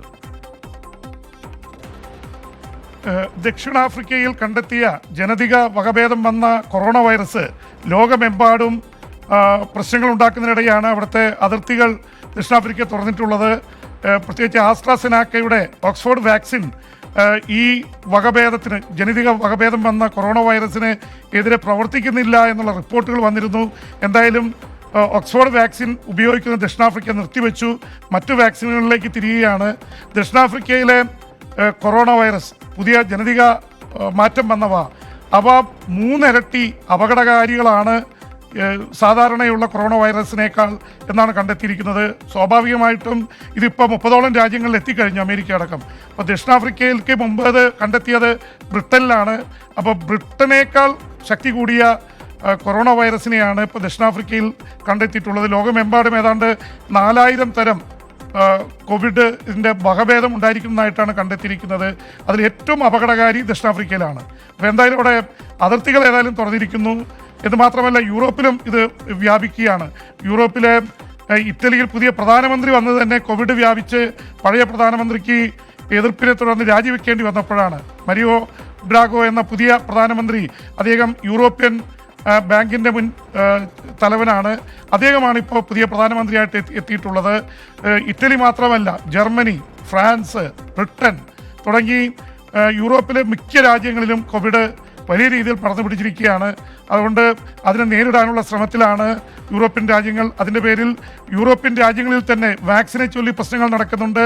ബ്രിട്ടന് വേണ്ടത്ര സ്പീഡിൽ വാക്സിൻ കൊടുക്കാൻ പറ്റുന്നു. പക്ഷേ ബ്രെക്സിറ്റിലെ മറ്റ് ഇതിൽപ്പെട്ട യൂറോപ്യൻ യൂണിയനിൽപ്പെട്ട 27 രാജ്യങ്ങൾക്ക് വേണ്ടത്ര വാക്സിനുകൾ എല്ലായിടത്തും എത്തുന്നില്ല. അതിൻ്റെ പേരിൽ യൂറോപ്യൻ കമ്മീഷൻ്റെ തലപ്പത്തിരിക്കുന്ന ഉർസുലയൊക്കെ വലിയ രീതിയിലുള്ള ആക്ഷേപത്തിന് അല്ലെങ്കിൽ എതിർപ്പിന് വിധേയമായിരിക്കുകയാണ്. കാരണം യൂറോപ്പിൽ പറഞ്ഞ പോലെ സമയത്ത് വാക്സിനുകൾ ലഭിക്കുന്നില്ല, വാക്സിൻ കമ്പനികൾക്കെതിരെ പ്രശ്നങ്ങൾ നടക്കുന്നുണ്ട്. എന്തായാലും യൂറോപ്യൻ യൂണിയനിൽ വലിയ രീതിയിലുള്ള അഭിപ്രായ വ്യത്യാസങ്ങളാണ് നടക്കുന്നത്. ഇതിനിടയിൽ റഷ്യയുടെ ഒരു വലിയ രീതിയിലുള്ള പ്രകോപനപരമായിട്ടുള്ള നീക്കവും നടന്നിട്ടുണ്ട്. തങ്ങൾക്കെതിരെ സാമ്പത്തിക ഉപരോധം എടുത്താൽ, പ്രത്യേകിച്ച് അലക്സി നവൽനി എന്ന പ്രതിപക്ഷ നേതാവിൻ്റെ പേരിൽ യൂറോപ്പ് റഷ്യക്കെതിരെ തിരിഞ്ഞാൽ യൂറോപ്യൻ യൂണിയനെ 2ആയി പിളർത്തുമെന്നാണ് റഷ്യ പറഞ്ഞിട്ടുള്ളത്. റഷ്യയുടെ വിദേശകാര്യമന്ത്രി ലാവ്റോവാണ് ആ തരത്തിലുള്ള ഒരു പ്രഖ്യാപനം നടത്തിയിട്ടുള്ളത്. അതുകൊണ്ട് റഷ്യയും യൂറോപ്യൻ യൂണിയനും തമ്മിലുള്ള ബന്ധവും വഷളായിക്കൊണ്ടിരിക്കുകയാണ്. Thank you PP James. ഇനി ഇന്റർനാഷണൽ ന്യൂസുമായി PP ജെയിംസ് നാളെ ന്യൂസ് നൈറ്റിൽ ഇതേ സമയം ഉണ്ടാകും. ഇനി ഡൊണാൾഡ് ട്രംപ് സെനറ്റിൽ നടന്ന ഇംപീച്ച്മെന്റിൽ നിന്ന് രക്ഷപ്പെട്ട കഥയിലേക്കാണ് നിങ്ങളുടെ ശ്രദ്ധ ക്ഷണിക്കുന്നത്. 2ാം തവണയും ഇംപീച്ച്മെന്റ് കുറ്റവിചാരണയിൽ നിന്ന് രക്ഷപ്പെട്ട അമേരിക്കൻ മുൻ പ്രസിഡന്റ് ഡൊണാൾഡ് ട്രംപ് 100-അംഗ സെനറ്റിൽ 57 ആളുകൾ പ്രമേയത്തെ അനുകൂലിച്ചെങ്കിലും 3-2 ഭൂരിപക്ഷം ലഭിക്കാത്തതിനാൽ ട്രംപിനെ കുറ്റക്കാരനാണെന്ന് വിധിക്കാൻ സെനറ്റിന് കഴിഞ്ഞില്ല. 43 പേർ ട്രംപിന് അനുകൂലമായി വോട്ട് ചെയ്തു. ട്രംപിൻ്റെ റിപ്പബ്ലിക്കൻ പാർട്ടിയിലെ 7 ആളുകൾ പ്രമേയത്തെ അനുകൂലിച്ച് വോട്ട് ചെയ്തത് വളരെ ശ്രദ്ധേയമായ കാര്യമായി.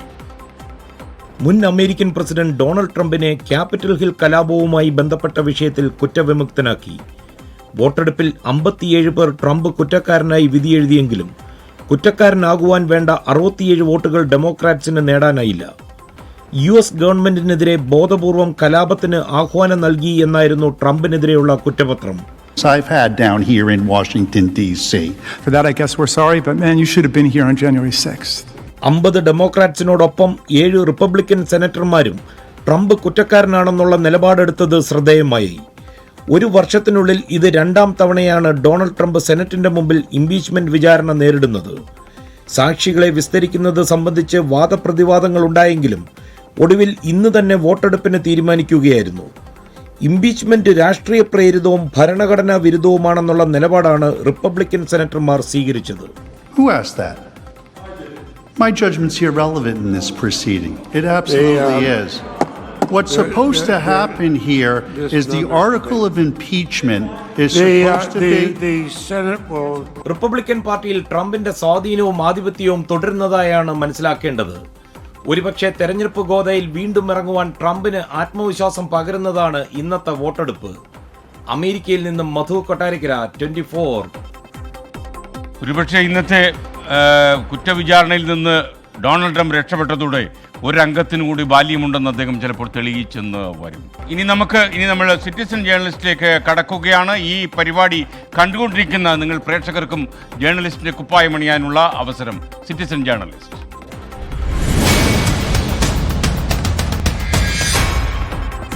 പാലക്കാട് നഗരത്തിലെ ഒരു സംഘം യുവാക്കളുടെ വർഷങ്ങളായുള്ള ഒരാവശ്യമാണ് ഇന്നത്തെ സിറ്റിസൺ റിപ്പോർട്ടറിൽ നമ്മൾ ഉൾപ്പെടുത്തിയിരിക്കുന്നത്. കോട്ട മൈതാനത്തെ തകർന്ന ബാസ്കറ്റ്ബോൾ കോർട്ട് ഒന്ന് വൃത്തിയാക്കി തരണമെന്ന് നിരവധി തവണ അധികാരികളോട് അവർ അഭ്യർത്ഥിച്ചിട്ടുണ്ട്.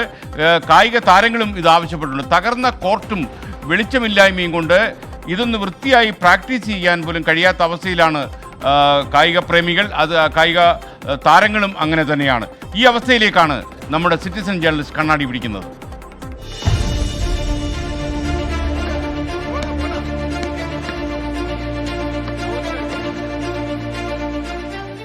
ഫുള്ള് കുണ്ടും കുഴിയാണ് കോർട്ട് മൊത്തം. ഒട്ടും സേഫ് അല്ല ഒരു ബാസ്കറ്റ്ബോൾ ടീമിൽ നിന്ന് കളിക്കാന്നുള്ള രീതിയിൽ. റോഡരികിലെ വഴിവിളക്കിലെ ഇരുണ്ട വെളിച്ചത്തിലാണ് ഇവരുടെ ബാസ്കറ്റ്ബോൾ കളി, അതും തകർന്ന കോർട്ടിൽ. കോർട്ടിലെ കുഴികൾ മൂലം പരിക്കു പറ്റുന്നതും ഇവിടെ പതിവാണ്. കേരളത്തിൽ എല്ലാ ഡിസ്ട്രിക്ട് ഹെഡ് ക്വാർട്ടേഴ്സിലും ഒരു നല്ല ബാസ്കറ്റ്ബോൾ കോർട്ട് ഉണ്ടാവും. പക്ഷേ നമുക്ക് ഈ പാലക്കാട് ഇത്രയും ശോചനീയമായ ഒരു അവസ്ഥ വർഷങ്ങളായിട്ട്, ഓൾമോസ്റ്റ് 20 വർഷമായി ഞാനിപ്പോൾ ഇവിടെ ഉണ്ട്, ഇവിടെ കളിക്കുന്നുണ്ട്. ഇത്രയും കാലമായിട്ടും ഇതൊരു ഇമ്പ്രൂവ്മെൻറ്റും കഴിഞ്ഞ് 20 വർഷമായിട്ടും കാണുന്നില്ല. ഒരു ലൈറ്റ്, പരിക്കു പറ്റാതെ കളിക്കാനുള്ള ഒരു കോർട്ട്, ഇത് മാത്രമാണ് ഇവരുടെ ആവശ്യം. പാലക്കാട് നഗരസഭയ്ക്കാണ് ബാസ്കറ്റ്ബോൾ കോർട്ടിൻ്റെ സംരക്ഷണ ചുമതല.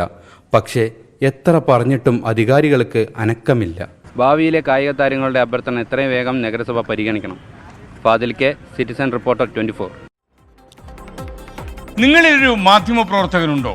ഉണ്ടെങ്കിൽ നിങ്ങൾ ഇപ്രകാരം ചെയ്യൂ. നിങ്ങൾക്ക് ഒരു ജേർണലിസ്റ്റിന്റെ കുപ്പായം അണിയാം. നിങ്ങൾ ചെയ്യേണ്ടത് ഇത്ര മാത്രം: 1.5 മിനിറ്റിൽ കുറയാത്ത ദൃശ്യങ്ങളും വാർത്തയും ഞങ്ങൾക്ക് അയച്ചു തരിക. അയക്കേണ്ട നമ്പർ, ഇതൊരു വാട്സപ്പ് നമ്പറാണ്, 9207078638. ഒരിക്കൽ കൂടി പറയാം, നമ്പർ 9207078638. അപ്പോൾ ഇപ്പോൾ തന്നെ 1.5 മിനിറ്റിൽ കുറയാത്ത ദൃശ്യങ്ങളും വാർത്തകളും ഞങ്ങൾക്ക് അയച്ചു തരിക. തിരഞ്ഞെടുക്കപ്പെടുന്നത് തീർച്ചയായിട്ടും ലോകമറിയും. ഇനി നമ്മൾ അടുത്ത വാർത്തയിലേക്ക് കടക്കുന്നു. സംസ്ഥാനത്ത് നിന്ന് 4612 പേർക്ക് കൂടി കോവിഡ് സ്ഥിരീകരിച്ചു. ടെസ്റ്റ് പോസിറ്റിവിറ്റി നിരക്ക് ഇന്ന് 7.46%. കഴിഞ്ഞ 24 മണിക്കൂറിനിടെ 61,843 സാമ്പിളുകൾ പരിശോധിച്ചു. 4692 പേർ ഇന്നും 9,36,398 പേർ ഇതുവരെയും രോഗവിമുക്തി നേടി. ചികിത്സയിലുള്ളവരുടെ എണ്ണം 63,484. മലപ്പുറത്ത് കോവിഡ് പോസിറ്റീവായവർ മലപ്പുറം 630, കോട്ടയം 532, കോഴിക്കോട് 476, പത്തനംതിട്ട 465, എറണാകുളം എന്നിങ്ങനെയുള്ള ജില്ല തിരിച്ചുള്ള പ്രതിദിന കോവിഡ് കേസുകൾ പോസിറ്റീവായ കഥ അങ്ങനെയാണ്. കഴിഞ്ഞ ദിവസങ്ങളുണ്ടായ 15 മരണം കോവിഡ് മൂലമാണെന്ന് സ്ഥിരീകരിച്ചു. ഇതോടെ കേരളത്തിലുണ്ടായ ആകെ മരണം 3985 ഉയർന്നു. ഇനി നമ്മളൊന്ന് സൗദി അറേബ്യയിലേക്ക് പോകുന്നു. സൗദി അറേബ്യയിൽ 10 ദിവസത്തേക്ക് ഏർപ്പെടുത്തിയ നിയന്ത്രണങ്ങൾ 1 മാസത്തേക്ക് കൂടി നീട്ടി. വിനോദ പരിപാടികൾക്കും റെസ്റ്റോറൻറ്റുകളിൽ ഭക്ഷണം കഴിക്കുന്നതിനും ഏർപ്പെടുത്തിയ വിലക്ക് 20 ദിവസത്തേക്ക് കൂടി നീട്ടിയിട്ടുണ്ട്. കോവിഡ് വ്യാപനത്തെ തുടർന്നാണ് സൗദിയിൽ കൂടുതൽ നിയന്ത്രണങ്ങൾ കൊണ്ടുവരുന്നത്. നേരത്തെ 10 ദിവസത്തേക്ക് ഏർപ്പെടുത്തിയ നിയന്ത്രണങ്ങളുടെ കാലാവധി ഇന്ന് അവസാനിക്കുന്ന സാഹചര്യത്തിൽ നിയന്ത്രണങ്ങൾ 20 ദിവസത്തേക്ക് കൂടി നീട്ടിയതായി സൗദി ആഭ്യന്തര മന്ത്രാലയം അറിയിച്ചു. 20-ൽ കൂടുതൽ ആളുകൾ ഒരുമിച്ച് കൂടുന്നതിനും വിനോദ പരിപാടികൾക്കും റെസ്റ്റോറന്റുകളിൽ ഭക്ഷണം കഴിക്കുന്നതിനുമുള്ള വിലക്ക് തുടരും. റെസ്റ്റോറന്റുകളിൽ പാർസൽ സർവീസ് മാത്രമേ അനുവദിക്കുകയുള്ളൂ. സിനിമാശാലകൾ പ്രവർത്തിക്കുന്നതിനും ഷോപ്പിംഗ് മാളുകളിലും റെസ്റ്റോറന്റുകളിലും മറ്റുമുള്ള ഇൻഡോർ വിനോദ പരിപാടികൾക്കും ഗെയിംസുകൾക്കും വിലക്കുണ്ട്. വിവാഹ പാർട്ടികൾ, കോർപ്പറേറ്റ് മീറ്റിംഗുകൾ എന്നിവയ്ക്ക് നേരത്തെ 1 മാസത്തെ വിലക്ക് ഏർപ്പെടുത്തിയിട്ടുണ്ട്. ഇന്ത്യ ഉൾപ്പെടെ 20 രാജ്യങ്ങളിൽ നിന്നുള്ളവർക്ക് സൗദിയിൽ പ്രവേശിക്കുന്നതിന് ഏർപ്പെടുത്തിയ വിലക്കും തുടരുകയാണ്. ജലീൽ കണമകലം, 24, ജിദ്ദ. കർഷക സമരവുമായി ബന്ധപ്പെട്ട ട്വിറ്ററിലെ ടൂൾ കിറ്റ് പ്രചരണവുമായി ബന്ധപ്പെട്ട കേസിൽ ഒരാൾ കൂടി അറസ്റ്റിൽ. യുവ പരിസ്ഥിതി പ്രവർത്തകയായ ദിശ രവിയാണ് ഇന്ന് അറസ്റ്റിലായത്. സ്വീഡിഷ് പരിസ്ഥിതി പ്രവർത്തക ഗ്രേറ്റ തുംബർഗിന്റെ ടൂൾ കിറ്റ് ഷെയർ ചെയ്ത സംഭവത്തിൽ രജിസ്റ്റർ ചെയ്ത കേസിലാണ് ഇന്ന് അറസ്റ്റുണ്ടായത്. ഡൽഹി പോലീസ് സ്പെഷ്യൽ സെൽ ബംഗളൂരുവിലെ സോന ദേവനഹള്ളിയിലെ വീട്ടിൽ നിന്നാണ് ദിഷയെ ശനിയാഴ്ച അറസ്റ്റ് ചെയ്തത്. ബംഗളൂരുവിലെ ഫ്രൈഡേസ് ഫോർ ഫ്യൂച്ചർ ക്യാമ്പയിൻ പ്രവർത്തകയാണിവർ. സ്വീഡിഷ് പരിസ്ഥിതി പ്രവർത്തക ഗ്രേറ്റ തുംബർഗ് അവതരിപ്പിച്ച ട്വീറ്റ് കിറ്റിനെതിരെ ഫെബ്രുവരി 4-നാണ് ഡൽഹി പോലീസ് FIR ഇട്ടിരുന്നത്. ടൂൾ കിറ്റ് വഴി ഇന്ത്യ വിരുദ്ധ പ്രചാരണം നടത്തുന്നുവെന്നായിരുന്നു ഡൽഹി പോലീസിന്റെ ആരോപണം. ഇന്ത്യയിലെ കർഷക സമരത്തിന് അനുകൂലമായാണ് ടൂൾ കിറ്റ് പ്രചരിപ്പിച്ചത്. ഖാലിസ്ഥാൻ അനുകൂല സംഘടനയായ 6 for Justice ആണ് ടൂൾ കിറ്റ് നിർമ്മിച്ചതെന്നാണ് ഡൽഹി പോലീസിന്റെ ആരോപണം. ഇത് സംബന്ധിച്ച് ഡൽഹി പോലീസും NIA-യും അന്വേഷണത്തിലാണ്. ഗ്രേറ്റയ്ക്കെതിരെ കേസെടുക്കുമെന്നായിരുന്നു ആദ്യം ഡൽഹി പോലീസ് പറഞ്ഞിരുന്നത്. എന്നാൽ FIR-ൽ അവരുടെ പേര് ഉൾപ്പെടുത്തിയിരുന്നില്ല. സംഭവവുമായി ബന്ധപ്പെട്ട് കൂടുതൽ അറസ്റ്റുകൾ വരും ദിവസങ്ങളിൽ ഉണ്ടാകുമെന്നാണ് ഡൽഹി പോലീസ് സൂചിപ്പിക്കുന്നത്. 24 ഡൽഹി. വളരെ ദുഃഖകരമായ മറ്റൊരു വാർത്തയും ഇന്നത്തെ വാർത്താ പകലിൽ സ്ഥാനം പിടിച്ചു. പാലക്കാട് കുനിശ്ശേരിയിൽ സഹോദരങ്ങളായ 3 കുട്ടികൾ കുളത്തിൽ മുങ്ങി മരിച്ചു. കരീക്കാട് സ്വദേശി ജംസീറിന്റെ 3, 7, 12 വയസ്സുള്ള 3 മക്കളാണ് മരിച്ചത്. കൈകാലികൾ കഴുകുന്നതിനായി കുളത്തിലിറങ്ങിയപ്പോൾ കുട്ടികൾ അബദ്ധത്തിൽ കുളത്തിലേക്ക് വീഴുകയായിരുന്നു. കുനിശ്ശേരി പള്ളിമേട് മൂച്ചിക്കുഴിയിൽ ഒറ്റപ്പെട്ട പ്രദേശത്ത് ഇന്ന് ഉച്ചയോടെയാണ് നാടിനെ നടുക്കിയ സംഭവം. വീട്ടിൽ നിന്നും കളിക്കാനായി ഇറങ്ങിയ ജിൻഷാദ് 12 വയസ്സ്, 7 വയസ്സുള്ള റിൻഷാദ്, 3 വയസ്സുകാരനായ റിഫാസ് എന്നിവർ കൈകാലുകൾ കഴുകാനായി കുളത്തിലേക്ക് ഇറങ്ങുകയായിരുന്നു. മൂവരും കാൽവഴുതി കുളത്തിലേക്ക് വീണുവെന്നാണ് പ്രാഥമിക നിഗമനം. ഇവരുടെ കൂടെയുണ്ടായിരുന്ന മറ്റൊരു കുട്ടി നാട്ടുകാരെ വിളിച്ചു കൂട്ടിയെങ്കിലും 3 പേരുടെയും ജീവൻ രക്ഷിക്കാനായില്ല. പോലീസിന്റെ ഭാഗത്തു നിന്നുള്ള ഇൻക്വസ്റ്റ് നടപടികളും മറ്റെല്ലാം പൂർത്തീകരിച്ചുകൊണ്ട് ആലത്തൂർ താലൂക്ക് ആശുപത്രിയിലേക്ക് ഈ 3 ബോഡിയും ഇപ്പോൾ മാറ്റിയിട്ടുണ്ട്. പോസ്റ്റ്മോർട്ടത്തിന് ആവശ്യമായ നടപടികൾ ഇപ്പോൾ പുരോഗമിച്ചു വരുന്നു. പ്രദേശത്തെ 3 വീട്ടുകാർ മാത്രം ഉപയോഗിക്കുന്ന കുളത്തിന് ആഴം കുറവായിരുന്നുവെങ്കിലും കുട്ടികൾ മുങ്ങുന്നതിനുള്ള വെള്ളം ഉണ്ടായിരുന്നു. ആലത്തൂരിലെ സ്വകാര്യ ആശുപത്രിയിലെത്തിച്ച കുട്ടികളുടെ മൃതദേഹം പോസ്റ്റ്മോർട്ടം നടപടികൾക്കായി താലൂക്ക് ആശുപത്രിയിലേക്ക് മാറ്റി. ഇന്ന് തന്നെ പോസ്റ്റ്മോർട്ടത്തിന് ശേഷം ബന്ധുക്കൾക്ക് വിട്ടു നൽകും. ഇന്ന് തന്നെ പോസ്റ്റ്മോർട്ടം പൂർത്തീകരിച്ച് ബന്ധുക്കൾക്ക് ബോഡി വിട്ടുകൊടുക്കും. മാതാപിതാക്കളുടെ 3 മക്കളുടെയും മരണം ഒരു നാടിനെയാകെ കണ്ണീരിലാഴ്ത്തി. ശ്രീകുമാരൻ, 24 പാലക്കാട്. എന്തായാലും വളരെ സങ്കടകരമായ ഒരു വാർത്തയാണ്. ഇനി മറ്റൊരു പുരസ്കാരത്തിൻ്റെ വാർത്തയിലേക്ക് നമ്മൾ കടക്കുന്നു. തിരുവനന്തപുരത്ത് നടന്ന കേരള രാജ്യാന്തര ചലച്ചിത്രമേളയുടെ മാധ്യമ പുരസ്കാരങ്ങൾ പ്രഖ്യാപിച്ചു. 24 ട്രിവാൻഡ്രം ബ്യൂറോ ക്യാമറമാൻ അഭിലാഷ് തൊഴുവങ്കോട് ജൂറിയുടെ പ്രത്യേക പരാമർശത്തിന് അർഹനായി. ദൃശ്യമാധ്യമങ്ങളിലെ മികച്ച റിപ്പോർട്ടറിന് ഏഷ്യൻ ന്യൂസിലെ സകൽ സി മുഹമ്മദും ക്യാമറമാനായി മാതൃഭൂമി ന്യൂസിലെ ഗിരീഷ് കുമാറും പുരസ്കാരം നേടി. മാതൃഭൂമി ന്യൂസ് റിപ്പോർട്ടർ മിഥുൻ സുധാകറിന് പ്രത്യേക പരാമർശമുണ്ട്. അച്ചടി മാധ്യമങ്ങളിൽ പുരസ്കാരം ദ ഹിന്ദുവിലെ SR പ്രവീണിനാണ്. ഇനി മറ്റൊരു നമുക്കൊരു സുഖം പകരുന്ന വാർത്തയിലേക്ക് നമുക്ക് പോകാം. സഞ്ചാരികളുടെ മനസ്സിൽ കടലും കടലോരവും എന്നും മതിവരാത്ത കാഴ്ചകൾ തന്നെയാണ്. അത്തരത്തിൽ മലപ്പുറം ജില്ലയിൽ പ്രധാന വിനോദസഞ്ചാര കേന്ദ്രമായി മാറുന്ന തിരൂർ പറവണ്ണ കടപ്പുറത്തെ കാഴ്ചകളിലേക്ക് നമ്മൾ പോകുന്നു. നിങ്ങൾക്കും ഈ കടപ്പുറത്തെ കാഴ്ചകൾ ഒന്ന് ആസ്വദിക്കാം ഈ രാത്രി നേരം. ഏതൊരു മലബാറുകാരൻ്റെയും ഒരു ദിനം അവസാനിക്കുന്നത് അധികവും ബീച്ചുകളിലായിരിക്കും. അതിൽ പ്രശസ്തമാണ് കോഴിക്കോട് ബീച്ച്. എന്നാൽ നമ്മൾ ഇപ്പോഴുള്ളത് തിരൂരിലെ ഒരു ബീച്ചിലാണ്, പറവണ്ണ ബീച്ച്. വൈകുന്നേരങ്ങളിൽ ഈ തിരമാലയെല്ലാം കണ്ട് കപ്പലണ്ടിയെല്ലാം കുറച്ച് പാട്ടൊക്കെ പാടി സൊറയെല്ലാം പറഞ്ഞാണ് ഏതൊരു മലബാറുകാരൻ്റെയും ഒരു ദിവസം അവസാനിക്കുന്നത്. അത്തരത്തിൽ തിരൂർ പറവണ്ണയിലെ ഒരു സായാഹ്ന കടൽ കാഴ്ചയിലേക്കാണ് പ്രേക്ഷകരെ കൂട്ടിക്കൊണ്ടുപോകുന്നത്.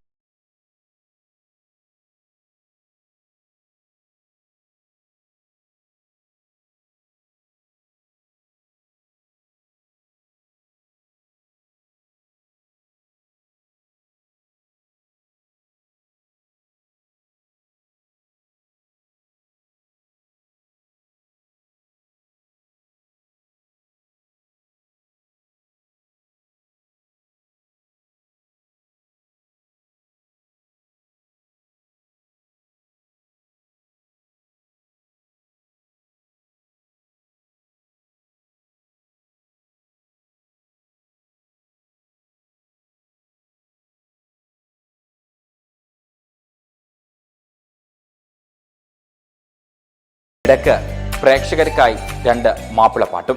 മക്ക മണൽ കാട്ടിൽ കഴബക്കടുത്തായി പൊട്ടിയോലിറ്റല്ലോ പുണ്യജലം സംസം നീന നിറവാനിൽ റൂഹിലലിയുന്ന രാജ മുത്ത്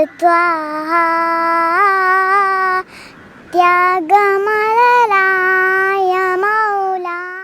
കാഴ്ചക്കാർക്ക് രുചി പകരാൻ ചെറിയ തട്ടുകടകളും ഇവിടെ സജീവമായി തുടങ്ങി.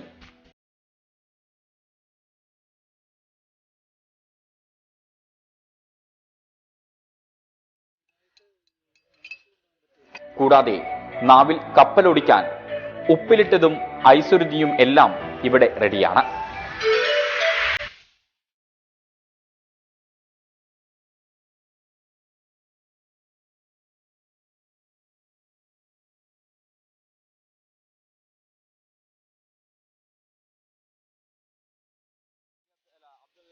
കടലോര കാഴ്ചകൾ എന്നും മനോഹരമുള്ളതാണ്. തിരൂർ പറവണ്ണ ബീച്ചിലെ ഈ സായം സന്ധ്യയിലെ കാഴ്ചകൾ ഇവിടെ അവസാനിക്കുകയാണ്. ക്യാമറമാൻ സഞ്ജയ് ഇക്ബാലിനൊപ്പം ഷഹദ് റഹ്മാൻ, 24 തിരൂർ. കുറച്ചു കാലം മുമ്പ് ദുരന്തം പെയ്തിറങ്ങിയ പെട്ടിമുടിയിൽ നിന്ന് ചെറിയൊരു സന്തോഷ വാർത്ത. പെട്ടിമുടിയിലെ ദുരന്ത ബാധിതർക്കായി നിർമ്മിച്ച വീടുകളുടെ താക്കോൽദാനം ഇന്ന് നടന്നു. ദുരന്തത്തിൽപ്പെട്ട 8 കുടുംബങ്ങൾക്കാണ് കുറ്റിയാർവാലിയിൽ വീട് നൽകിയത്. മന്ത്രി എം എം മണിയാണ് താക്കോൽദാനം നിർവഹിച്ചത്. കുറ്റിയാർവാലിയിൽ സർക്കാർ അനുവദിച്ച ഭൂമിയിൽ കണ്ണൻദേവൻ പ്ലാന്റേഷൻ കമ്പനിയാണ് വീടുകൾ നിർമ്മിച്ചു നൽകിയത്. ദുരന്തത്തിൽ വീട് പൂർണ്ണമായും നഷ്ടപ്പെട്ട 8 കുടുംബങ്ങൾക്കാണ് തണലൊരുക്കിയത്.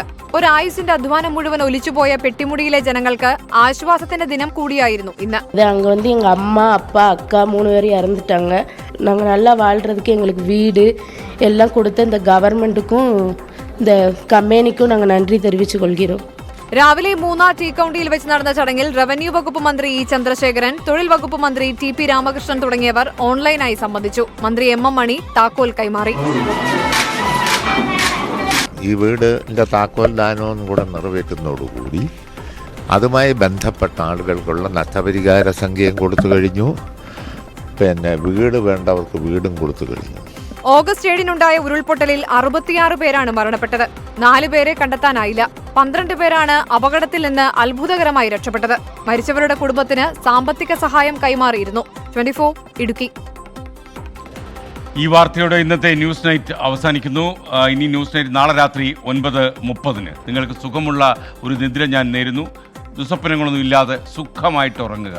നമ്മൾ തമ്മിൽ ഇനി കാണുക നാളെ രാവിലെ 7 മണിക്ക് good morning with Sreekandan Nair എന്ന പരിപാടിയിൽ. Good night. Number 1 election channel, 24.